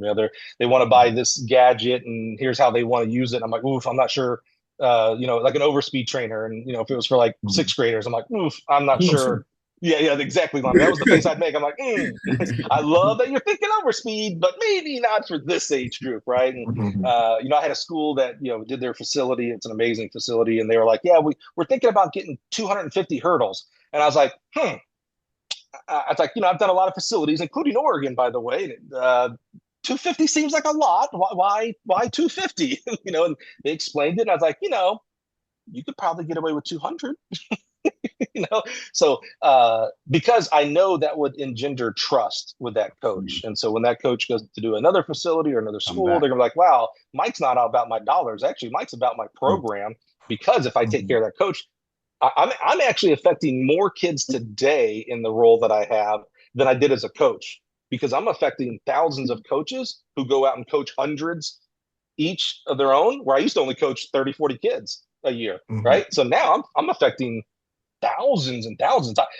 I get to let you not worry about equipment and go do the thing that you love to do: coach jumpers, sprinters, distance, whatever. You don't have to worry about equipment when you have one of us or a dealer on your team as your kind of your equipment manager, if you will. So I think long term, and I stopped. So I don't like it when I lose. I'll be real frank with you, but I don't. It's not the world's worst thing. It's like I actually had to come to my senses and be like, wait a minute. If I love and trust track and field coaches, and I think they're smart people, then they made that decision to buy competitor X, Y, and Z and not ours for some reason. It doesn't have to be a reason that I think, because I'm not the one that's to live with it. You made that decision, so I have to trust you made the right decision this time around, and I'll be there for you for the next time, because we do make more than everybody, right? So, I mean, even the most staunch coaches who choose our competitors, they still got Gill on their track somewhere. Trust me, because the other guys, no one else does everything like we kind of do. So, so I'm just going to be there next time, next 5 years, 10 years, 20. I used to be concerned, Lonnie, that I wonder if people think I'm being fake. Mm. Mm. And I said, so how do I prove to them that like I really do love track and field coaches? I was like, oh, you know what? I'll keep doing this tomorrow and the next day, and it's going to be hard. It really went into this, 7, 8 years ago. It's hard for you to say Mike's being fake in 2026. If you go look at my tweets in 2019, it's going to be, I want to say impossible, but everything's possible. In 2030 and 2035, and you go, yeah, this shtick Mike is doing, this podcast and this I love track and field, it's just to get purchase orders. And like, brother, I've been doing this for 15 years now. Like, that's how I'm going to prove to you that this is my heart, my soul, my passion, as I'm going to be consistent and do it all the time. So don't let those, I learned to not let those losses be so down. And this is hard too, by the way, not let the highs get so high, right? Like we just opened up University of Georgia's facility. It's unbelievable. It's unbelievable. I'm so proud of it. But I also did, I also did Livingstone's facility. You ever heard of Livingstone? I heard about that one. Yeah, it's a small HBCU in North Carolina. Oh, one of my favorite gate boards we've ever designed. It's amazing. I am just as happy I'm just as proud of doing Livingstone as I am Georgia, as I am North Florida, as I am Flagler Palm Coast High School, by the way. Yeah, I just love you coach. I'm game, dog. I don't care what level you coach. Let's go. Let's go. So let me I ask think, you. okay. Let's just say, I'm sorry. I think we can all agree that you come off as very sincere, and like there's no bigger cheerleader of coaches that I know, track and field coaches. I do want to say something like, God kind of put this on my heart right now. We were talking about how, you were getting too caught up in the highs and lows. That reminded me. So I moved out to LA not too long after. At some point, I found a church home. I was going to Faithful Central Bible Church for the people out here in LA, Bishop Omer. And I was at a sermon. And this is where I met my wife, by the way, too. But I was at a sermon. He said something I'll never forget. Because I was young and I was going through it. Moved out here. I moved out here when I was 20, turned 21 a few months later, and just had a bunch of ups and downs trying to find my way as an adult and a young adult in California, and growing into a man and all that. And he was saying that, like, in the cycles of life, there's always peaks and valleys. You're either coming from a peak going into a valley, or you're coming out of a valley going up to a peak. And when he was saying that, I was thinking about myself again. I'm in my young 20s, and I'd had a lot of struggles, like good and bad. And I used to think at the time it was me, like I had enough hustle or luck or whatever to get through when it was real, when the things were tight, you know. But then look back, it reminded me of that parable about you're walking, guys walking on the sand, there's two sets of footprints, and suddenly things get really bad. And he's like, there's one set of footprints, where did God Where go? were Like, you? Yeah. yeah. And it's like God's carrying them, Yeah. And so he said that, and I thought about my life, and I was like, wow, I could see it. It was like having an out of body experience, like kind of just like looking over everything. And from that point on, I've never really gotten too caught up with. I feel like as long as, I'm speaking about me personally, as long as I do what I need to do, things will work out. I've never gotten too high or too low and caught up in that, worried about it. But it took for me to hear that and Yeah. put it in perspective for it to make sense to me. I do want to ask you too. Like, so when I was visiting your office, I got to know you and we talked a little bit, know you a little bit better, and got to talk to you. And you were talking about your faith. How has your faith kind of helped you with what you're doing now as well? If you can talk about that a little bit. Yeah, absolutely. When I got here to Gill, remember I'd done 10 years of coaching. It gotten to a lot of people would like to coach in the SEC, and I got to that pinnacle, if you will, and then threw it all away to move to freaking Vegas, right? And then somehow I end up working for Gill, a better monetarily job, everything. So when I got to Gill, uh, I didn't have the words when I first described my coaching career. I said, God had his hand on his back. It's like, okay, it's time to go over here. Oh, now it's time to go over here. I didn't have those words, but I knew when I was looking back, I'd gone to church here and there throughout my life, and I something hit me. I mean, like almost immediately when I got to Gill, like within the first day or two, and I was like, man, the times that I've been happiest in my life is when I had been going to church regularly. I was like, and I did this whole crazy thing, moved to Vegas, and God put me here at Gill and Champaign. I was like, boy, I probably owe him. I probably should start going to church.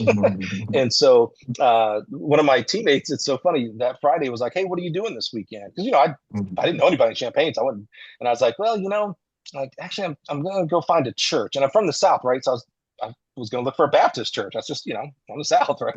And he goes, well, a few of us go to a little church, kind of a non-denominational. Do you want to go with us and, sit with me and my family? And I was like, oh, good. I'll know someone. Absolutely. So I meet him at this little church, 1,000+ people, 3 different sessions, 1,000, like 3,000 people a week. Yeah, it's a big church. Yeah, yeah, yeah. I never find him, by the way. And I have gone to that church every Sunday for 20 years now. My wife, who grew up Catholic, when we were dating, I was like, hey, it's not a prereq that you have to go to my church, but it's important enough for me that you at least check it out. And she goes, sure, as long as the next week we go to my Catholic church. And I was like, yeah, that's fair, right? We go one Sunday. She's like, we don't need to go to the Catholic church next week, and we're good. And she has not missed, and she's worked for the church now. I've done different leaderships in the church. It's an integral part of who we are. The head pastor is on our board at Gill. Our CEO used to be on their board. It's hand in hand, and so through that, I got baptized there. I mean, it's just, I think probably a lot of what I talked about today, Will, was because of faith in God. And but God is, I talk about grace a lot, and I talk a lot about, as coaches, and for athletes, like, they need a second chance and probably a third and fourth. And so coaches, you need to be giving third and fourth chances. I think I talk a lot about that because, oh, thank God someone gave me a second and third and fourth and fifth chance, and God put those people in my life to give me that grace. And so I'm, golly, the best I can do is give that to others. So yeah. Now, sometimes we don't even realize that the whole time as we're maneuvering through life, that his hands is on us. And sometimes he has to bring different individuals to kind of open eyes. So absolutely, even hearing both of you guys, that's kind of like, what I'm hearing is like, he's always been there, right? But the eyes just wasn't open, so he had to, 100%. Whether it was a sermon, whether it was another person, stuff like that. And the crazy thing is that's just how it works, and a lot of people don't understand or don't see that and feel like, where has he been all my life? Well, he's been there the whole time. I don't know if this is worse or not, but you're right. Like I said, I didn't have words of that until I started going to the vineyard here. I would have told that coaching journey story a lot differently before really coming to Christ. I would have told you, guys, I was such a good high school coach. A college in Alabama picked me up and paid for it. And then I did such a good job. I got a head coaching job in Kansas. And then I was so good, Oregon came calling. They didn't choose me, but Ball State said it's your job. And then I did such a great job. Mississippi State picked, you know what I'm saying? And in reality, it's him. Yeah, I was like, I think I was a pretty good coach, but he's a better coach. So yeah, exactly right. Having words, and sometimes that, I'm so blessed that I found it at 30 years old. Sometimes it takes us 40, 50, 60 years old, and others, thank God, found it at 10 years old and things like that. But we're all on a journey. It's our roles for us that are faith-based people is to be helpers during that journey. We're not there to convert anybody. I don't think God needs our help, in my opinion, but we're certainly supposed to be the hands and feet of God. So yeah. And so now we've turned this into a Christian podcast. That's awesome. Nothing wrong with that. Trust me. That's okay. Yeah. Absolutely. But honestly, it is really about acts of service. Being a coach, being an extension of a coach in regards to what you do now, Mike. I mean, you're helping people out. You're telling them what they need instead of what they think they want, and sometimes just those small relationships and phone calls or emails that you're having with people, they go a long way. And just like you said, or Anthony said as well, like, he's always been there and just speaking to us in various ways, no matter what. And you just never know sometimes, Yep. So exactly right. It's pretty awesome. Yeah. I have one question though. Yes, sir. What do you feel makes you a better service representative or lead or even podcast host, would it have been what part of coaching or even being a poker player made you a better uh, service rep or even Hmm. podcaster or any combination? Like, can you, if you were to pull Yeah. those two together? I think like for the podcast, um, and again, it's something I don't know that I would have had words, 10 years ago. Mhm. Uh, just having a hyper, like really being curious, just staying curious. That I think has made me, not only the podcast successful, but to better uplift and honor and amplify the stories and journeys that we share on the podcast is Mhm. being able to like when we first started the podcast. You got to have a lot of cachet to do this. I didn't tell anybody that we were starting a podcast. I just did it. And then one day my boss was like, "So we've got a podcast?" And I was like, "Oh." And I remember our CEO and dear friend, love him, goes, "So tell me more about the podcast." I'm like, "Oh, I'm just a ripoff artist. At that time I used to listen to Joe Rogan, so I really did like long form, so you really get much deeper." And so I was like, "I'm just doing Joe Rogan stuff for track coaches." And he goes, "So how long is it?" And now I started right before COVID, but immediately it went into COVID, and so no one was doing anything. So right now our average is about an hour and 45 to an hour 50. During COVID, I bet you our average was 3 hours. No one was doing anything. So we had a lot of time, right? Right. And I remember my boss goes, "Mike, who wants to listen to you for 2 hours?" And I remember I just right back at him. I go, "Here's the good news. I don't talk for 2 hours. I ask a question and I shut up. That's my cure. That's why I don't do and only guests, I guess, know this. There's no pre-interview questions. I don't do any studying. Like I rarely ever go to like their bio page. I mean, the only people I really kind of go to their bio page is someone who was a really good athlete. So coming up in a few weeks, Joanna Hayes, the head coach of UCLA, is going to be on the show. And I do it because we skip over the athletic part. Like for Joanna, she's an Olympic gold medalist and all this kind of stuff. Because in my mind, I'm like, oh, everybody either knows Joanna athletically or it's super easy. She has a Wikipedia page, for crying out loud. It's super easy to find out that. What's not out there is how did she get into track? How did she get into coaching, lessons learned, things like that. So I would go and look at Joanna's Wikipedia real quick so that when I get to that point and go, all right, Joanna, we're not diminishing it, but you're amazing. You're a gold medal. Like I have to make sure I know that they were a gold medalist or not. I don't want to offend anybody. She's like, well, actually silver. I'm like, oh God, I'm an idiot. And so the rest of it, though, I don't want to know what schools they've been to and things like that, because then it's kind of like, oh, so next you go to Mississippi State. I just stay curious and go, so how long were you at XYZ and why'd you leave? And that, so just being curious, Lonnie, that helped my sales too, by the way, when I first got into sales, because we all have this like thought of what sales is. And a lot of that thoughts, from all these shows, The Wolf of Wall Street and, Boiler Room and all these sales things. It's, my job is to convince you what you need, and I'm the expert, by the way. So I'm going to tell you, customer, what you should be buying. And in reality, what you need is different for what you need and different than what you need, and times 1,000 different code. Every place is different. The worst question I get, and I get this often, so I have to coach back our potential customer, is I'll get, hey, how much would it be for all to do a new track? I'm like, I don't know. Like, how many hurdles do you want? Let's start there, because 200 hurdles, 80 hurdles, that's 20,000 right there. Oh, and by the way, I've got a hurdle that costs $200. I've got a hurdle that costs $1,000. Which one do you want? Like that could be $100,000 to 50. You know what I'm saying? Like every place is different. I'm working with a university right now that is not going to do pole vault. They're like, man, we ain't gonna do pole vault. And so instead of having the big or even medium sized NCAA pole vault, they want the minimalist one, which is the right thing for them. They need to have something for meets and it has to be legal. So it's different for everybody. And when I stopped thinking that I knew what you needed and started asking questions, oh man, let me tell you what, we the win rate went up, because it was like, oh crap, I called the other company and they tried to tell me what I needed. You actually asked me what the heck I needed and asked me questions that made me think. And that's how we separate ourselves. And we serve. We don't sell. We serve. Love that.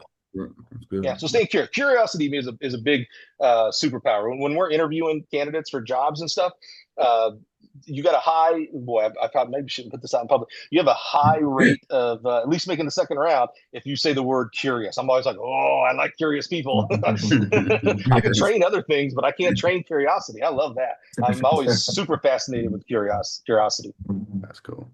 So you're currently in Philly, headed to the Penn Relays, which, man, it's going to be packed at Penn Relays this year. So what are you most excited about? Yeah, Penn Relays is so unique, right? I mean, obviously, there's a large Jamaican and Caribbean population in the Philadelphia surrounding area. So it's truly, I remember my first time coming to, actually, I came to Penn as a coach at Mississippi State, but it's different as a coach. I'm worried about athletes and stuff.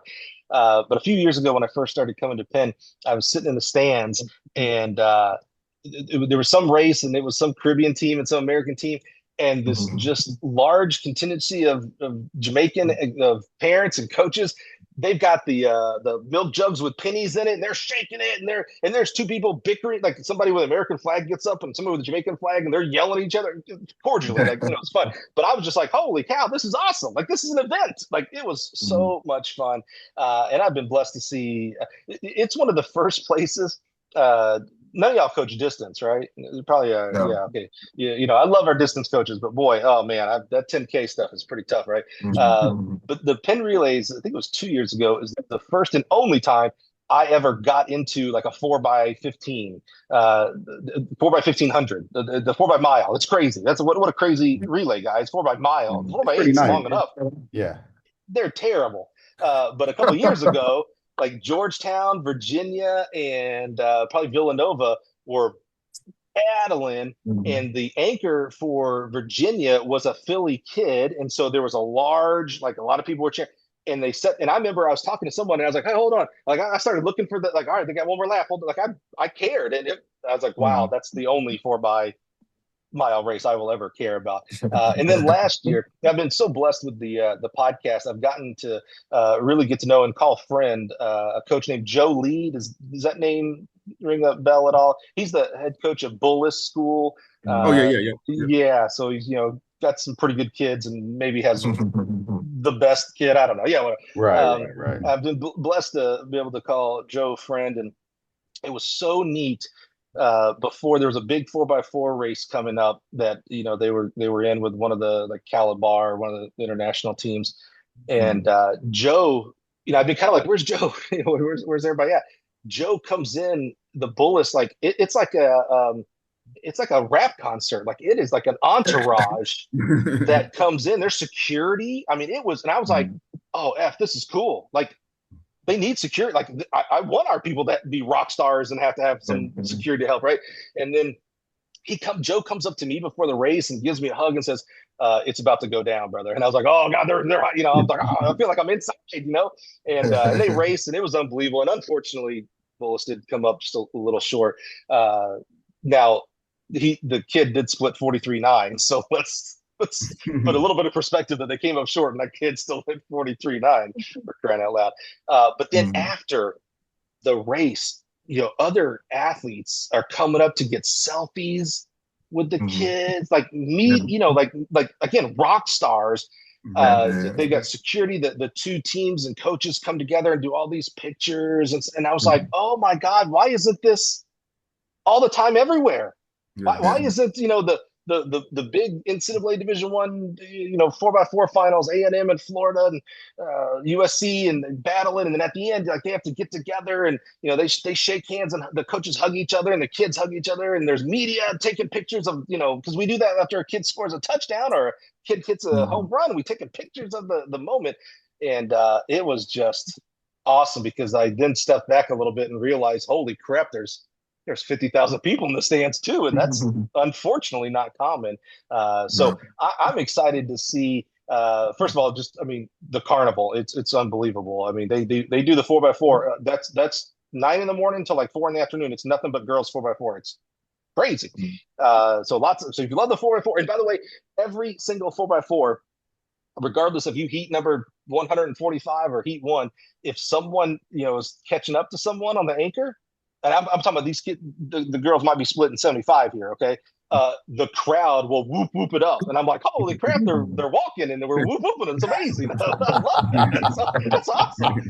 That to me is what's fun. It's like, oh, it's not just the Olympians. It's about competition, and I think the pin relays and the Drake. That's one of my favorite meets. Blake Bolden runs that out there, and Aaron Robeson and Steve Dolan run the pin relays. They just it is amazing, just the spectacle of it all.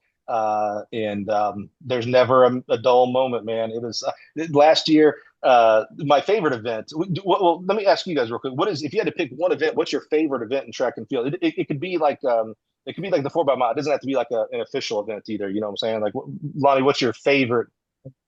Right now it's the 800. Yeah, it's a great race. Anthony? 800 right now. Okay, well, Will, I don't think you're going to say 800, but what's your favorite? I'd say 200. Yeah, okay. It can be field events too. Does that change your answer? Yeah. Well, I said favorite event, not favorite race. Favorite event. Exactly. No, because I'm like, I love the multis. So yeah. I thought you were going to say long jumper. Yeah. There's some technical. My favorite is the shuttle hurdle relay. There's nothing like the chaos of the shuttle hurdle relay. And so, it's amazing. I'm a little bit of I don't know if you can see, I'm a little bit of a fan of hurdles. That's yeah. My first email address was Hurdle Love. My license plate is Hurdle. Yeah. Hurdle Love at AOL? Hotmail.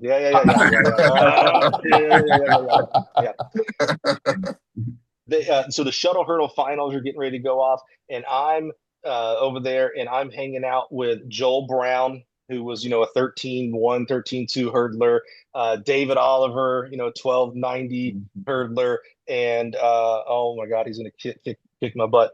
And another amazing hurdler who will kick my butt when I see him probably this weekend, because I like to make the joke. I was like, hey, the four of us, we could probably, I was a hurdler, we could probably do a shuttle hurdle relay. You guys probably should go legs 1, 2, and 3, and we'll see what I pull into anchor. But being able to just be around these amazing athletes that have gone on to become awesome coaches, that's a lot of fun, man. It really is. It's a spectacle. They call it the carnival, but it's a spectacle in all the right ways. You get to hang out with a guy named John Drummond. He comes up here every year, just to be able to chop it up with him.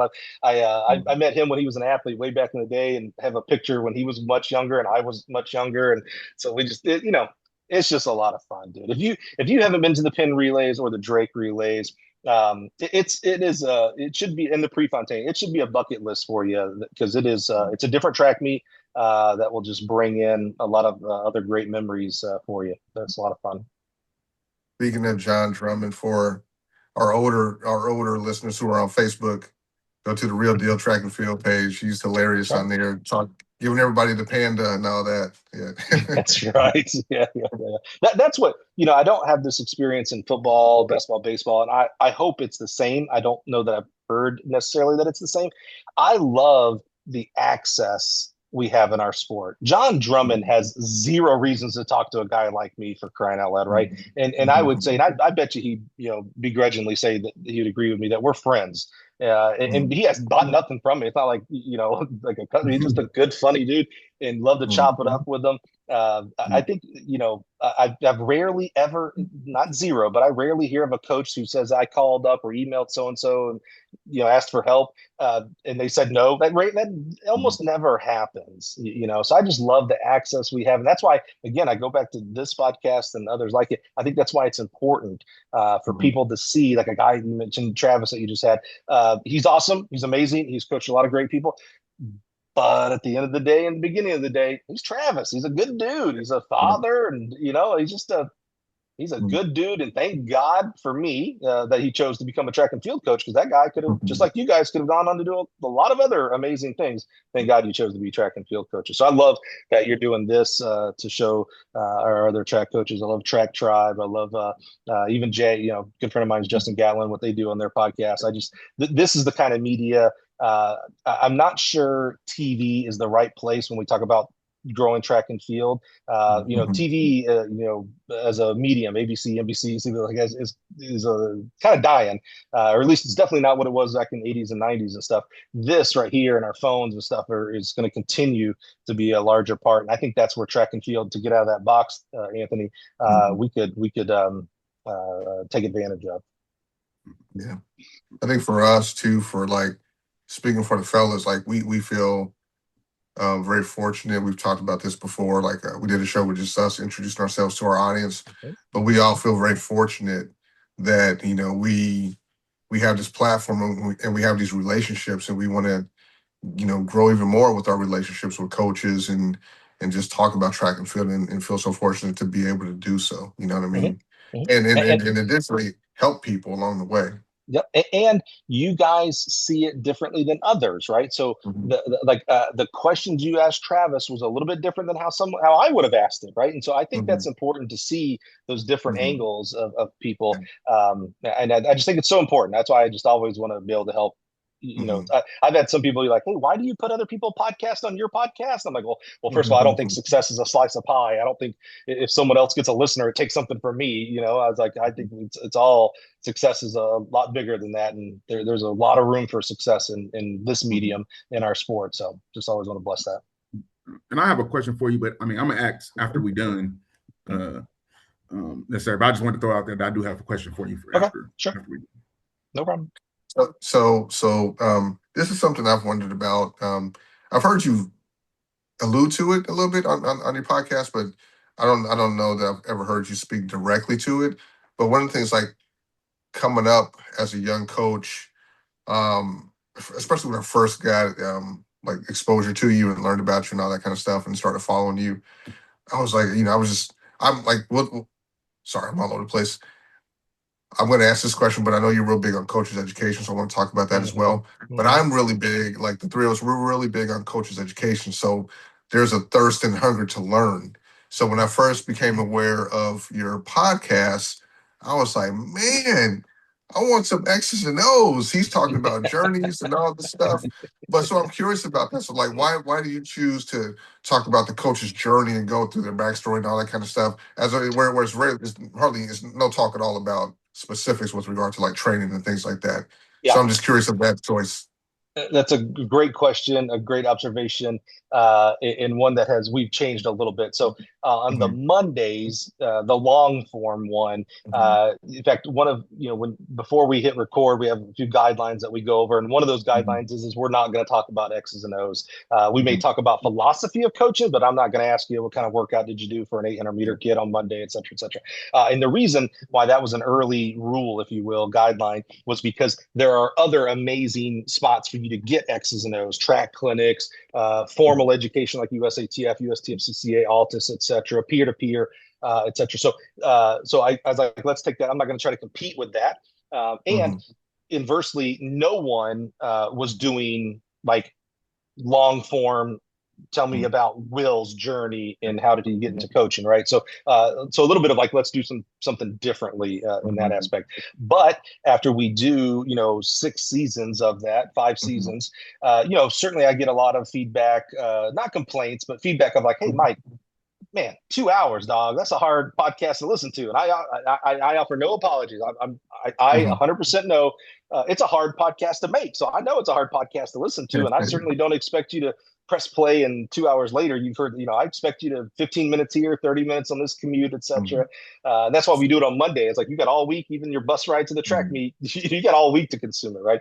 But I heard a lot of exactly what you said, Will, there. I wish I could tell you that you were special, you're average.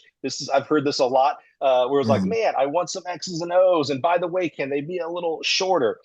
Well, I got a job to do, so I can't be involved in every recording. So I was like, well, how do I do that and not record them? I just don't have the time, right? You talked about there's only so many minutes in a day, right? So I came up with the idea. I've always liked TED Talks. I don't know if you've ever heard any TED Talks that are out there. I've always kind of liked that. Like, again, it's a lot about curiosity, and the topics are like, there's almost no topic that they won't approach. And it's a presentation. And I was like, how do I help coaches find their voice? I think we need more people at track clinics speaking. I have a lot of track clinic directors that will call me and say, hey, do you know anybody that can talk on hurdles or distance or whatever? So they're always looking for more speakers. So I created the Gill 1918 project. Now we named it that after Harry Gill, that founded Gill in 1918, but also was a teacher of track and field. He actually, I don't know if you can see it in this picture or not, somewhere back over here, there's a book. Right. Yeah, somewhere. Yeah. The Harry Gill wrote, like they used to in colleges, they would have a track and field class. They'd also have swimming and boxing and whatever. But you'd have a track and field class where they would teach you track and field to the regular student body. He wrote the book that nearly all universities used. So he was an educator. So I wanted to kind of give tutelage to him of like, I know he was an amazing coach. In fact, he won the very first NCAA national championship that was ever held for track and field. His Illinois squad won that. So I mean, he was an amazing athlete, an amazing coach, obviously, great business person that started, this empire of Gill Athletics, but also at its core was a teacher. So I was like, okay, how do we merge that up? So Gill 1918 project. So what Gill 1918 project is, they are 10 to 30-minute episodes, so much easier, a little bit more digestible. They're self-recorded, so you record them, and there is no limit on what the topic can be, as long as it can provide value to our listeners, which are primarily track and field coaches. You can talk about anything that you want. So you got to do the work. You got to record it. And I have a little article that I wrote on Twitter and LinkedIn that kind of tells you how to get it's no different than this on Zoom. You click Zoom, do your spiel, and it gives you an audio file. You guys know this. So it's easy in that, but you got to kind of put some thought to it, right? It's 10 to 30 minutes. But we've had everything from high jump approach to long jump to some of the coolest ones in my mind, the most fun, I thought, were like high school coaches talking about how to recruit your hallways. One coach who just wrote a book, Dave Emiott up at East Kentwood, he spoke on coaching your own kid, like your biological kids. Like that's a little different than coaching someone else's kid, right? Yeah, right. So considerations of that. This week, we just Tuesday we dropped how to best work with parents. It was coming more from the club atmosphere, but I bet you the parents in high school or in college are pretty similar to the club parents. So things like that. So we ask for, like, anybody can be on it. Like anybody who hits me up can be on the Gill 19, because the goal is to Mondays drop the long form, the 2 hour, and then Tuesday through Sunday every day drop the Gill 1918 project. And so it's hard. Coaches, I've had a lot of coaches tell me they were going to do it, and I haven't got their submissions yet. But I know it's hard. I know it's hard as well. So what we'll do is other things is a lot of track clinics, I shouldn't say a lot, several track coaches will have, track clinics will have me involved as like an MC or a host. And if they give me permission, I'll record the speakers at that clinic and I'll run those talks as a Gill 1918. Good friend, Coach Kyle Mark Jones over in Georgia has started a new thing called Track Tribe. And so he's had speakers on there. He gives me his audio and we chop it up and run it a few weeks later to help amplify the message and amplify Track Tribe. So just trying to find ways to, it's all about giving value. What value? Every episode is certainly not going to hit for you, but you're going to find, we started we're a little bit over a year ago. We started the Gill 1918. I think, what did I count it? We're at 150 episodes. So, there's 365 minus 52. So there's 310 days, and we did about half of them. We had a Gill 1918 project. So I'm pretty proud of that. But just trying to help coaches find their voice. Yeah. It's great. I remember when you started at some point, I think on 2 occasions, you were like, hey, you should submit something. Yeah. But I never wanted to do any of this. I never wanted to be on camera. I never wanted to like speak in this kind of form. But like we all talked about, the three of us, we never wanted to do any of this, but we just, got tired of running from it. Yeah, but here's the thing. So one, I think sometimes coaches overthink it and they're like, oh, I don't really have anything to say. It's like, I don't know. Do you, I'm trying to get, I think it's JT actually. He did a tweet about some unique way, or, the way he organizes uniform pickup distribution. Distribution. And I'm like, bro, there is a coach in North Carolina right now that is just up in arms on how to give out uniforms and get them all back. Like, would provide that. Like, talk about that. You could do that for 10 minutes. Talk about how you do a warm up. Here's what's funny. We collectively, not us, we will complain that there's coaches out there. I just saw, I don't like to push back on coaches and wag my fingers, but I almost did on this one. This person said there are many, now that's a strong word. Many means a lot, right? There are many high school coaches out there that are screwing kids up because they don't know how to do sprint practice or whatever he was talking about. First of all, I think it's a small amount of people that don't know what they're doing. Again, remember I told you, I think everybody's doing their best, guys. Remember, a lot of our high school coaches are teachers, parents, probably have charities and passions outside. Like, where are they supposed to go to USATF, man? There's only so many days in the year, right? But, okay, if you're going to complain that many high school coaches are screwing, this is direct quote, screwing kids up, then do something about it. Do a 10-minute Gill 1918 project on sprint mechanics or fly 30s, whatever, max velocity training, or go speak at a local clinic. Do something. Quit complaining if you're not going to do something. I had Rita Gary, and she's, like I said, loud and proud about the NCAA and age and things like that. And I was the guy, remember I said, hey, if it's not against the rules, shut up, right? Or do something about it. And Rita's the type of person like, yeah, I am. I put through legislation, and like, oh, okay, well, you're doing something. Like, you are in my world. You're allowed to complain because you are also doing something about it. If you are going to complain about coaches don't know how to warm up, or coaches don't know how to do sprint training, or coaches don't know how to coach the shot put, and you are just sitting on your butt on your phone tweeting about it, you don't get to complain. You got to stop it. Figure out a way to do better, to help others out there, because you're going to help kids ultimately. And there's avenues out there. There's obviously the Gill 1918 project. There's other podcasts. There's track clinics. Write a LinkedIn article, a Twitter article. I mean, there's just so many ways. Start your own daggone podcast. One guy who has a podcast calls me the track and field podfather because I've helped start somebody. Call me up. I will literally walk you through how to do a podcast for free, by the way. To get started, I will help you out. So there's so many avenues out there. And if you truly are about the kid, because I hear that a lot, right? We do it for the kids. Right. Then that means you'd want to help other coaches so that other kids get better because you do it for the kids, right? So, I'm kind of a little bit of soapbox of like, don't complain if you ain't trying to help, buddy. That's just, where's that ever been in America? That nickname has got to stick. That's a great nickname, the Podfather. Oh, yeah. Ryan Banta from Missouri. I love him to death. I helped him with his podcast and a bunch of others. And he started calling me the Podfather. And I was like, that's an actual, like, one of the people who first started podcasts way back in the day. He's known as the Podfather. I was like, so I can't. He goes, well, then you're the track and field Podfather. It's like, well, I'll take that. I was not the first, but I'm certainly going to be the last. And I'm certainly going to be the catalyst to help many, many others start their journey. That's for sure.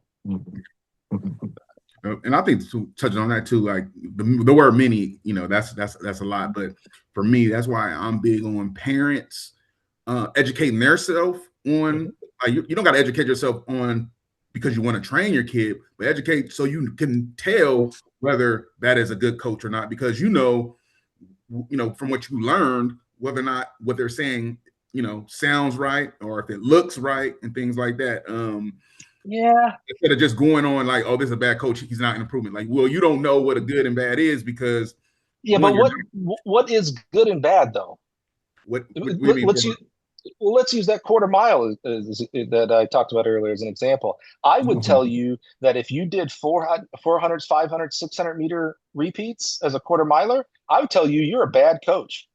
My opinion, you're not a bad coach. I would tell you you're wrong. I think you should not be doing that, in my opinion, on training. However, I don't think I can call them a bad coach because I'm pretty sure that's how Clyde Hart coached. And I'll be damned if I'm going to call, rest in peace, Clyde Hart a bad coach, right? So for me, a good and bad coach is, are you safe or are you hurting a kid? You're putting the weight vest on them up, those. You being nice. So you being nice. The way you're wording it, you're being nice. You're saying the same thing I'm saying, but you're being nice. I used to think that there was a right way to coach all the events. Like there is a way to coach sprinters, a way to coach hurdlers, et cetera, et cetera. And then I saw a lot of other people having success not doing what I was doing. And I was like, oh, that's how and really because, there is a quarter miler out there that needs repeat 500s because of genetics. That's how they'll get better. There's also kids out there that, because of genetics, need the fly 30 type of training for 400. Here's the real rub on things, though. And we don't like to talk about this as coaches, is both of those kids are on your team, and they both which means you are screwing one of them over, because I know you're not taking half your quarter milers. First of all, you don't even know how to even figure out which half is half. You don't got enough time. You need decades to learn that. So let's be real here. You are screwing up kids genetically, not coaching, but not training them, because you don't know what they're genetically predisposed. It's impossible to know in the 4 years that you have them. So does that make you a bad coach? No. Making them a bad coach is making them do repeat, up downs because they missed class, and so you're gonna punish them by making them run miles and stuff like. If you make your quarter milers run miles, you might be. I don't know if I want to say that. Well, I'm gonna give you this example. Okay, so it was a Saturday, Mount Carmel, right? Mount Carmel is we're talking about a sprinter, 100 meter, 200 meter sprinter. Ran the 100 and 200. Did pretty decent. I think they ran 11.8 and 24.3 or something like that. Tweaked hamstring a little bit. So hamstring's a little tweaked. Monday comes, they do 10 300s. 10 300s on Monday. Tuesday, the workout was 4 250s. Remember I said tweaked hamstring. And Saturday, they're going to Texas Relays. All right. Yeah, I'm not sure, even if you could have left out the tweak the hamstring part, and I'm not sure I would have agreed to how this training was going, boss. That's a coach who, they need to hear a podcast or a track clinic on the very specific topic of you have a sprinter who tweaks their hamstring at the meet. What do you do with them on Monday? I've never heard that talk anywhere. That's an important talk. That's not uncommon. It's like, God, it's not common, but it's not uncommon. Like I said, it just happened this weekend. So I don't know that this coach is bad, because the reason I wouldn't say they're bad, they may be undereducated, possibly, but they're not bad unless they had ill intent. Meaning, oh, you tweaked your hamstring, Johnny. Well, I'm going to show you on Monday. You're going to run 300. You know what I'm saying? That's bad. That's a bad coach. That's malpractice. But if you're doing it because you think, oh, they tweaked their hamstring, so I can't do anything intense like flies and stuff like that. Well, 300 it's very submaximal, so I'll do 300s. I'm not saying just so everybody knows, I'm not saying I agree with this. I'm just saying I can. That happens every day in America, and they are doing. This is why I say they're doing their best in their mind. They've got a reason. We talk about this a lot, right? If you can't explain the reason, don't do the workout. They have a reason. Oh, they tweaked, so we can't do anything intense. So I remember going to a clinic and they said do submaximal. 300 is way off their 100 meter PR. This seems like a good idea. That's not a bad coach. I'm telling that parent. This is me. I'm telling that parent to leave. Hey, no, don't do that, Anthony. No. Because it's like this. So hold on. No, stop. I see now. Okay, I'm gonna start wagging my finger more at coaches because of you, Anthony. Go ahead. Go listen to two of you listen. I know you listen, but go listen to two specific episodes of our podcast. One is George Williams, now retired coach at St. Augustine's. And the other one is, now rest in peace, Brooks Johnson. Okay. Mm-hmm. Had Brooks early. He was an OG. I'm so grateful he trusted me. An amazing journey, by the way. He coached Al Gore. Do you remember Al Gore, the vice president or whatever? Yeah, he coached Al Gore in high school. That's how old Brooks was. Right? But Brooks, first of all, he'll change your. I mean, I haven't coached him forever, and he changed my mind, like, of how to think about coaching and events. It was really amazing. But he kept talking about my good friends George Williams. His philosophy: if you're not in the huddle, you don't know the play. And I've known George for a while too. So I eventually got George on the podcast. So because I wanted to hear it from George, and this philosophy, for lack of a better term, changed my life, Anthony. Not my coaching. It would have done that. I'm talking about my life. If you got to really listen to this and think about what this means. If you're not in the huddle, you don't know the play. How many times have you heard coaches say, "Oh, if that kid was in my program, Why they'd be so much faster, better, etc. They're running so. How about this? You've heard this one too, man. High school kids when they go to college, I've seen this tweet by the way. Majority of them don't get better. These college coaches don't know what they're talking about.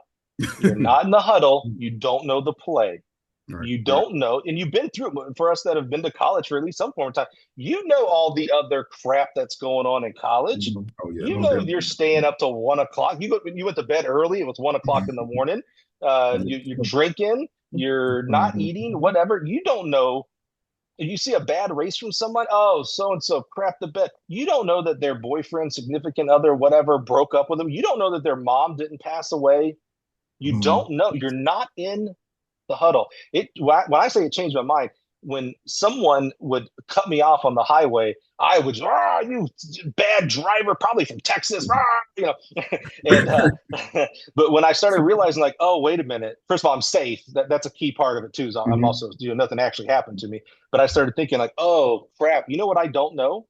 I don't know that person didn't just hang up the phone and his significant other said they were filing for a divorce, or that he just lost his job, or whatever, a million other things.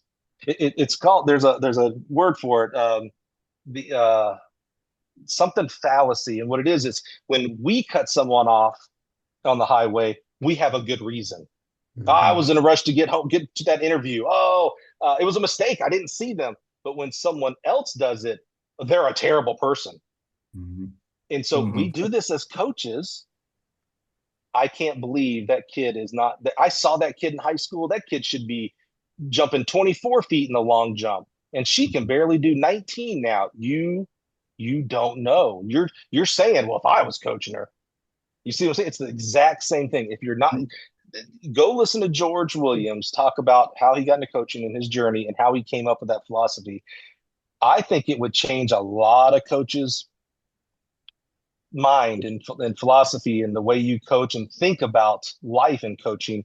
If you're not in the huddle, you don't know the play. You do not know what's going on. You don't know. It's easy as a coach to blame another coach because you know the crap. But you also know that you have kids on your team that failed the test and come to practice on Monday and they suck because they're mentally down. You know it. You and I don't think you can absolutely have that. Yeah, and I would tell anybody, I don't think you can just hear something off the surface and say that, right? You got to know, like I said, I like the analogy, like if you're not in the huddle, you don't know. So you got to know a lot of the backstory and all that type of stuff. And if you're gonna make any kind of statement like that, like you better know what you're talking about. It's kind of like going to court. Like you can't go to court knowing half the information and stuff like that. You need to know, your lawyer needs to know every single thing. And I always relate everything in life to money. So if I have an accountant who, I've been for the last 2 years, my money just been growing and growing, and I have just one bad or two bad dips in the economy. Does that make it a bad accountant? No, because of everything that's going on. But if I get an accountant and I'm just losing money constantly, at the end of the day, I have to make a decision whether I need to find another accountant or, keep the accountant. So now I would tell anybody, one bad incident or situation or however we want to call it, doesn't make a coach bad. But some things are common sense. The only thing, the one fallacy in your example there, Anthony, is that you're not an accountant, meaning you don't know how to advise that accountant, right? That may be making some mistakes. You are a coach, though. So if you see another coach continually making the mistake, I'm with you on your analogy. Yeah. One time doesn't mean anything 100 times. Yeah. Maybe we should look into this, right? If you're not doing everything that you can to help that coach, I think you are passing judgment on others without giving any value. Yeah. That's part of the you're not in the huddle, you don't know the play. If you have gone and said, hey coach, I saw your kid tweet, it sucked, man, I'm really sorry. I saw I don't know how you know the workouts, Anthony, you must have spies there or something, but I'm playing with it. But friends with the parents. Yeah, there you go. You want to, my advisement would be to figure. Yeah, exactly. I got this picture of him above the fence. You want to approach it how you would want to be approached. Meaning, if someone came to you and said, "Hey, I heard you made this kid do 400-meter repeats, what were you thinking? Like, you would be like, why are you questioning my, but if they said something like, hey, so I saw your kid tweak their hamstring or something. I saw something on Saturday that sucked. So what do you do on Monday with a kid like that? Oh, well, we did 4x3, whatever, as long as they don't lie to you. Again, you learn the huddle. If you start talking, they start lying to you or whatever. And they say, oh, well, we did 5x300. Oh, interesting. Because I might have a kid that tweaks their hamstring one day. So I might need to learn here. So what was your thinking behind that? You see how it's not judgment. It's not like, why did you do your mom said, why were you late? Why did you fail this class? So don't go to another coach and be like, hey, so why is a strong confrontational word? Right. Stay curious. So what did you do on Monday? Oh, how did that work out? What was your goal for that? Right. But that's why education is important for the parents, though, to understand. To understand, to know. Like, I don't know. To understand. You got to understand what's going on. At least the language. I don't know. Would you say the same thing for the football player and the baseball player? Oh, yes. Well, okay, hold on. I'm not done. Hold on. Would you say the same thing for the chess club member? The math team?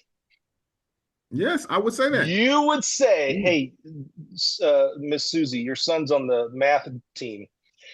You should know what the quadratic. I don't even know. I don't know math. It was a joke that I'm giving you a math example. But you know what I'm saying? Like, again, I think if the parent can say that they're safe, that my kid's not belittled, my kid is not ridiculed, my kid is not put in unsafe situations.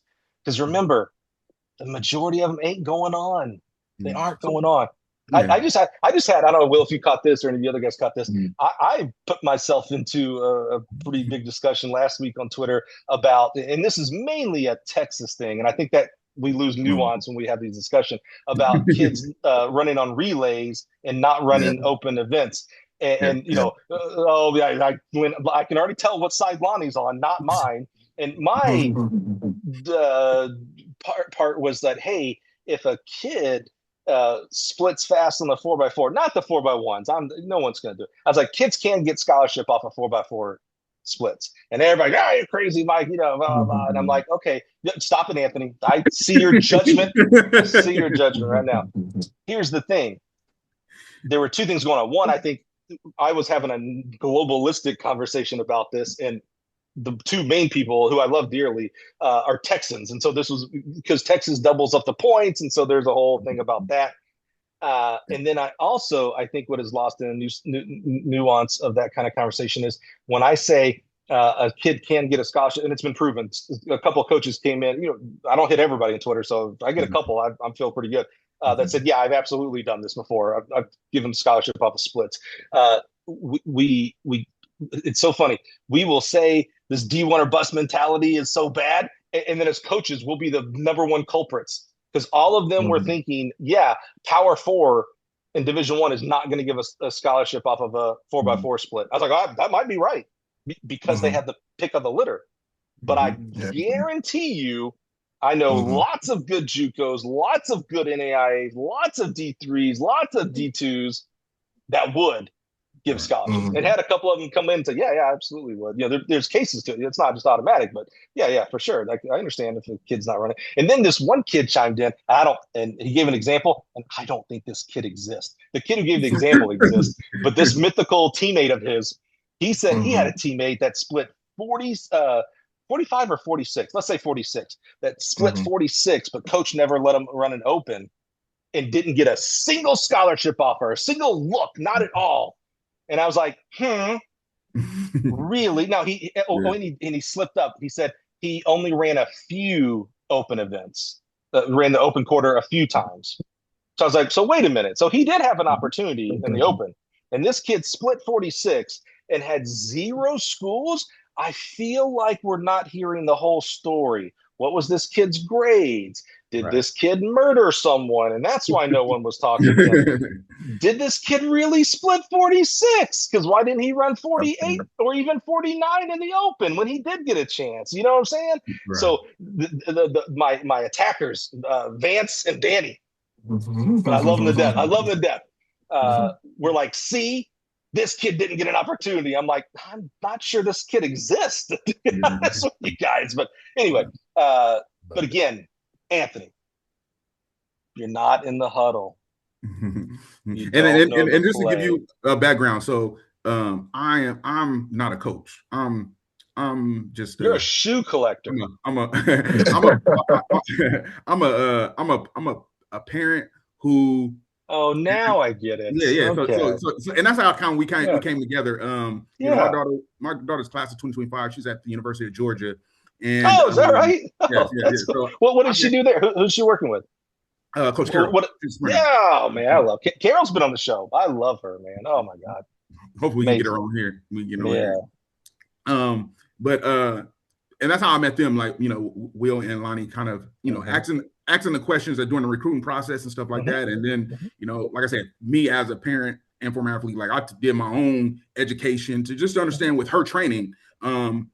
Because one of the things I had is her high school coach, her first high school coach before we transferred. Like I had to sit down conversation with him. I asked him, like, you know, what do you see her becoming by her senior year? And he told me, you know, 11-8. I was like 11-8. I'm like, So I just learned that Anthony would have left my program, because I'd have been like, look, Anthony, you know how many people run 11-8? She might. She probably ain't, but I'm going to do my best to get her there. Yeah. But what it spoke to me is a coach who just didn't believe in who I felt didn't believe in himself, right? That, and on the same time is also didn't believe in how many parents of 12-8 kids do you think have said to that coach, hey, so why you not think my kid can run 11-8?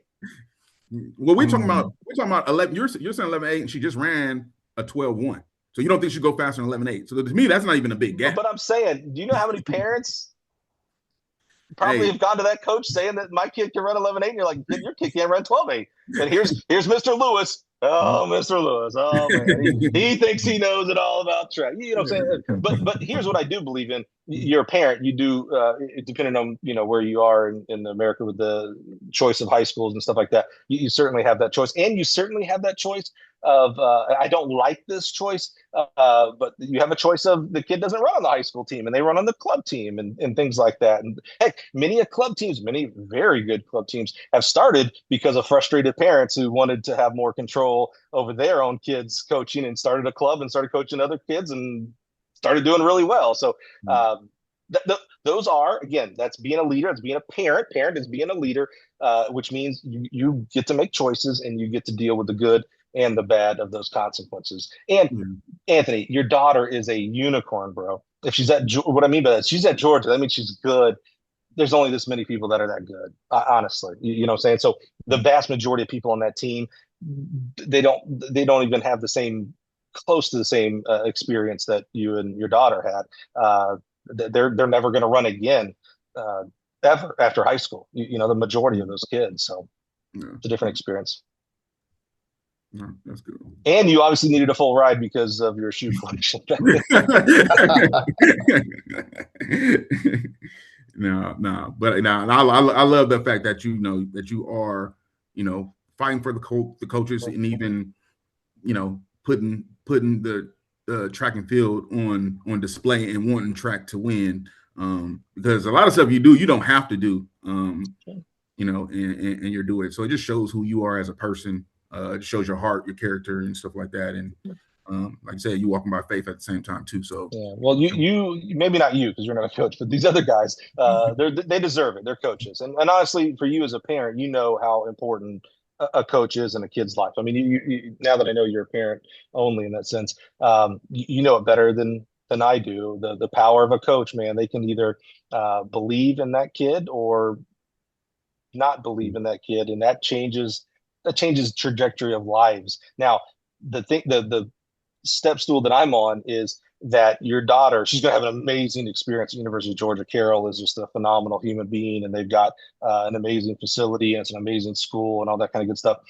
Your daughter could have possibly also had just as an amazing college experience and education and social and all that at LeTourneau University as well. You know what I'm saying? That Your daughter is an important human being, not because she runs 11 whatever. If she ran 13 whatever, she'd still be an amazing person who deserves love and grace and good people around her. And so I love it's very cool that she runs fast, and I'm glad she's at a place like Georgia. But your job as a parent is to make sure no matter where she goes, that she's supported and loved and knows how special she is. And coaches do that every day. Yeah, and that's why I think parents and even coaches need to understand it. At the end of the day, let's take our ego out. It's supposed to be about the kid and about the kid's life and stuff like that. And I think too, as parents, that's what they need to look at in characteristics when they're thinking about the high school you're gonna go to and the college that you pick, because University of SD, whatever. I'm just throwing the university out there. It might not be the right fit for her from a coach. So just really understanding. You could have put the period after fit. Again, let's think about this. These are 17, 18-year-old kids. I venture to say that most of their first choices are not the right fit for them. Honestly, I'm surprised more kids, and I'm talking about students, not just student athletes. I'm surprised more students don't transfer. Honestly, you're 17 years old making this decision. Gosh, we make decisions as, I know we're all 30 something years old here. We make decisions at 30 some years old that we wish we that wasn't a good decision. I shouldn't have bought that car. I shouldn't have bought this neighborhood, or I shouldn't have, bought that sneaker. You just kept buying them. That's your decision. You don't take anything back. You just keep adding to it. So imagine a 17-year-old kid. We forget as awesome as some of these athletes are, and that concerns me about some of our guys who are running 10 flat and better, and now we've got some girls that are running 11.0 in high school. There's some 8th grader just ran 11.0 or some crap. It's so crazy. I just hope that they realize and that they have coaches around them that if tomorrow that girl who ran 11.04 doesn't break 12.04, that she's still an amazing human being that deserves the best in this world, and she's not better or worse because she runs 11 in front of that number or 12, and that she has people that support her. But God bless, she's going to make a lot of bad decisions because she's 12, 13, 14 years old. She don't know what she's talking about. So I'm surprised more kids don't transfer. But now I'm curious, are coaches concerned or worried at all? Because when I think about right now, there's just a ton of kids running fast, right? We're talking about from the 60 all the way to the 60, kids running fast. So when I think about the coaches that are coaching these kids, are college coaches worried or concerned at all that these coaches might say, hey, move out the way, we can go get them for maybe a smaller amount? Because I just think about the high school coaches and outside coaches, they don't make a lot of money, right? But these college coaches, they make a ton of money, right? So I can go out and get these coaches who run 10 flats or 11 flats, go get those coaches, bring them in, not have to pay them as much, so I save myself money, but I'm still getting a good quality. Are you saying, I'm gonna use my alma mater as an example, are you gonna say if Troy has a 10 flat kid, that Georgia would go hire that coach at Troy, which would then bring that 10 flat kid with them? I'm not understanding. No, I'm saying the high school coach, I'm gonna call them high school coaches, but I'm pretty sure that they're probably outside coaches. They're probably not high school coaches. But I'm saying going to go get those coaches. So going to get the coach who coaches that. So Will's got a pretty talented kid. So Illinois hires him to get her to come to school there? What is to get him to train all the kids? Oh, yeah. Because they can pay Will less money than. But I don't know, bro. When I taught a lot of level ones back in the day before I got too busy with that, and the number one question I'd get from high school coaches was, "Hey, how do I coach college?" And I'd be like, "Oh, so tell me, what do you do now?" I'm a teacher in Naperville. I'm like, "Oh, cool. How much do you make?" Like, "Well, I make 80 grand plus I get another 10 grand stipend." I'm like, "Why do you want to coach college? You're going to go make less than half of that." It is still. There aren't that many coaches making a lot of money in the scope of things. Again, when you think about there are 1,500 college programs out there, there are still, unfortunately, plenty of programs that are paying coaches $20,000, $30,000. And in today's world, man, if you ain't making 50, it's too expensive for you out there. And there's not a ton at 50 out there. And certainly as you continue to go to 100 and plus, it goes down small. So I think, I joke sometimes that we thought about calling we call it the Gill Connections Podcast, as we're trying to connect people together, that I was going to call it the Gill Mythbusters. So one of my favorite topics to have, discussions to have, is that high school coaches can't coach in college. That's a myth. I hear it all the time. You don't know how to recruit. You don't know what it's like to coach that level, blah, blah, blah. And I'm like, dude, I've had some of the most successful high school coaches in the country on this podcast. And guess what they do? They all recruit their tails off. That's how they got good. They went and found that kid's like, wait a minute, you look like you could be a shot putter. And that kid ends up being a 60-foot shot putter and things like that. And I go and they coach. That's just such a, oh, and by the way, can't tell you how many big name coaches I've had on the podcast who started off as high school coaches. So I'm like, well, wait a minute. Chris Johnson, the newly women's head coach at University of Arkansas, he started out as a high school coach, and he's not somebody that says high school coaches can't coach. I'm using it as an example, but I'm like, wait a minute. If high school coaches can't coach college, then Chris Johnson doesn't exist. Mm-hmm. He should be at the high school level. So, I think one, if a high school coach has desire to coach on the college level, I think first of all they need to know what that really means. There's a little bit of grass is greener on the other side philosophy there, but also what's that mean to your stability and your livelihood too. If you're a coach at XYZ high school, and this rarely happens, but you get fired as the track coach, well, you're still the math teacher, or you're still the English teacher, you're still okay. And if for some reason you do get fired as that English teacher, there's probably, depending on where you are, 10 other high schools within a 100-mile range that you might not have to move and relocate your family. When you get released out of college, it's rare that there is another college down the road that you have a shot at getting a job. You got to uproot your family. Mm-hmm. And that's, I don't know. Is that worth coaching college? I don't know. I don't know that I could, and I'm one of those people, I coached for 10 years and I was at 5 different institutions. I don't know that I could have done that with a family. I don't know that I could put my wife and kids of going to 5 different places in 10 years. That's a lot. That's stressful, man. Exactly. So, I think if you're a high school coach and you want to coach college, I think you should, my first thing would be like, you should probably listen to our podcast and listen to college coaches and find out how they did it and what they go through and things like that. But 2, I think you need to figure out, why do you actually want to coach college? Is it because for me, it was my ego. I wanted to coach the best. I wanted to beat the best. And so you had to be around the best. And I could do it. That's why I wanted to get to the SEC. That's not a good thing. That's not necessarily a good reason. Like I say, it drove me out. If I was at Ball State, if I had stayed there, I might have still be in coaching. Sue left to take over her alma mater a few years later. I might have been the head coach of Ball State. And I don't know. I also could hate this whole sport and be a janitor somewhere too. I don't know. The past that we paint ourselves is not always rosy. What the reality could be, right? And then do your research, and then so find out why you really want to do it, and then go find out what the real job is. Go call. And by the way, don't call Mouse and don't call Petros, because that's probably not going to be your first college job. Go call Illinois Wesleyan. Go call Laterno. Go say, hey man, so what do you do on a day-to-day basis? And how hard you're married? So how does that play on your marriage? Like, how does that work?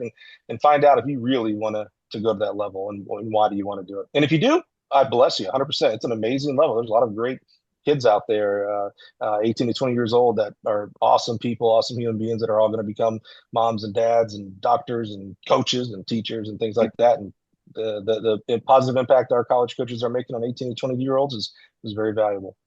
Yeah. Well, Mike, we appreciate you taking the time to tap in. Yeah. What happened to an hour and a half? Hey, before we do that, Lonnie, I love what you had before you do the outro. And Mike, thank you, because it's almost midnight, and I don't know what time you got to get up. So thank you. But Lonnie, I would love for you to do what you got listed as your final closing question. Okay, I got you. Okay. Sure. I just wanted to make sure, but yeah, we're going long. I got to eat. Right. I'm gonna eat again. I'm trying not to yawn. I'm tired. I'm trying not to yawn, but this is really good. This is really good. As long as you guys are having fun and it's valuable, I'm good. Yeah. Good. All right. So, if a young coach or athlete is listening right now, and trying to figure out their path in this sport, what's one thing that you want them to understand early that most people learn too late? Yeah, that there's more than 2 avenues to have a career in this sport. So typically we think of two avenues of being a professional athlete is one avenue that I could maybe be in this sport, or I could become a coach. Those are two typically, if I were to say, hey, what jobs can you have in this sport? That'd be the two that 99% would go. There are so many different avenues in our sport. There's administration. I'm always, when a coach shows interest in administration, high school or college, I hate to lose you as a coach, but boy, let me tell you, a lot of decisions based on our sport are happening in the administrative circles, and I sure would love someone who knows track and loves track to be in those circles, right? Mm-hmm. Administration, sales, manufacturing, media. I mean, there's some, there's a couple of guys out there just on the gram and Twitter are making a lot of money. Maybe not doing it the way I would do it. And I've counseled one of them on it, but he don't listen to me, but it's all right. He's doing his own style. He's figuring it out. But media is a way to make money.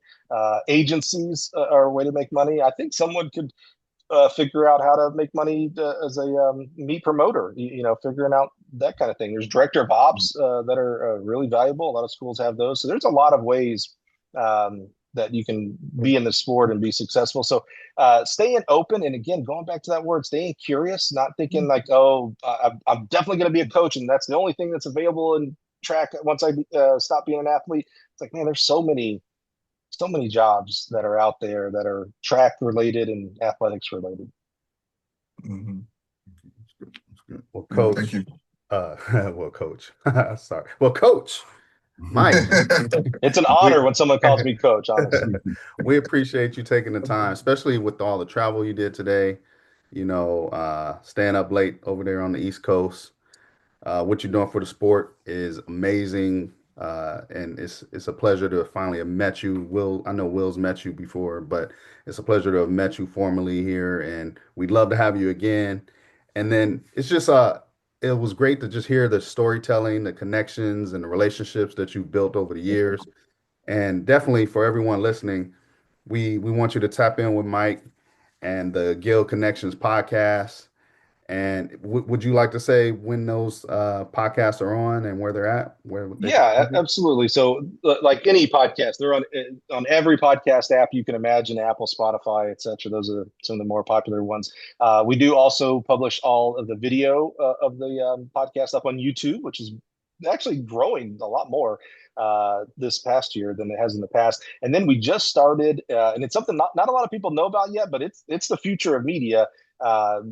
Millions and billions of dollars are being made on this platform called Twitch. And it is kind of like the, some of us gray-haired guys would remember public access TV. It's kind of like that for streaming. You can stream anything that you want at any time. Maybe some people you've heard of, Kai Cenat and iShowSpeed. Yeah, that's how they became famous. They would go on, they would do IRL, in real life stuff on Twitch. We run the podcast, the video part of the podcast, 24 hours a day, 7 days a week on Twitch. So if you go to twitch.tv/Gill Athletics, we run them in order. So you have no clue who's actually going to be in there, but you go in there, and if you have insomnia and you're up at 2 a.m, you can go click on there and there'll be Mouse or Carol or, any of the other hundreds of others up there. So you can always find us there. And then, as far as getting a hold of me, man, if you don't know how to get a hold of me, I'm not doing a very good job.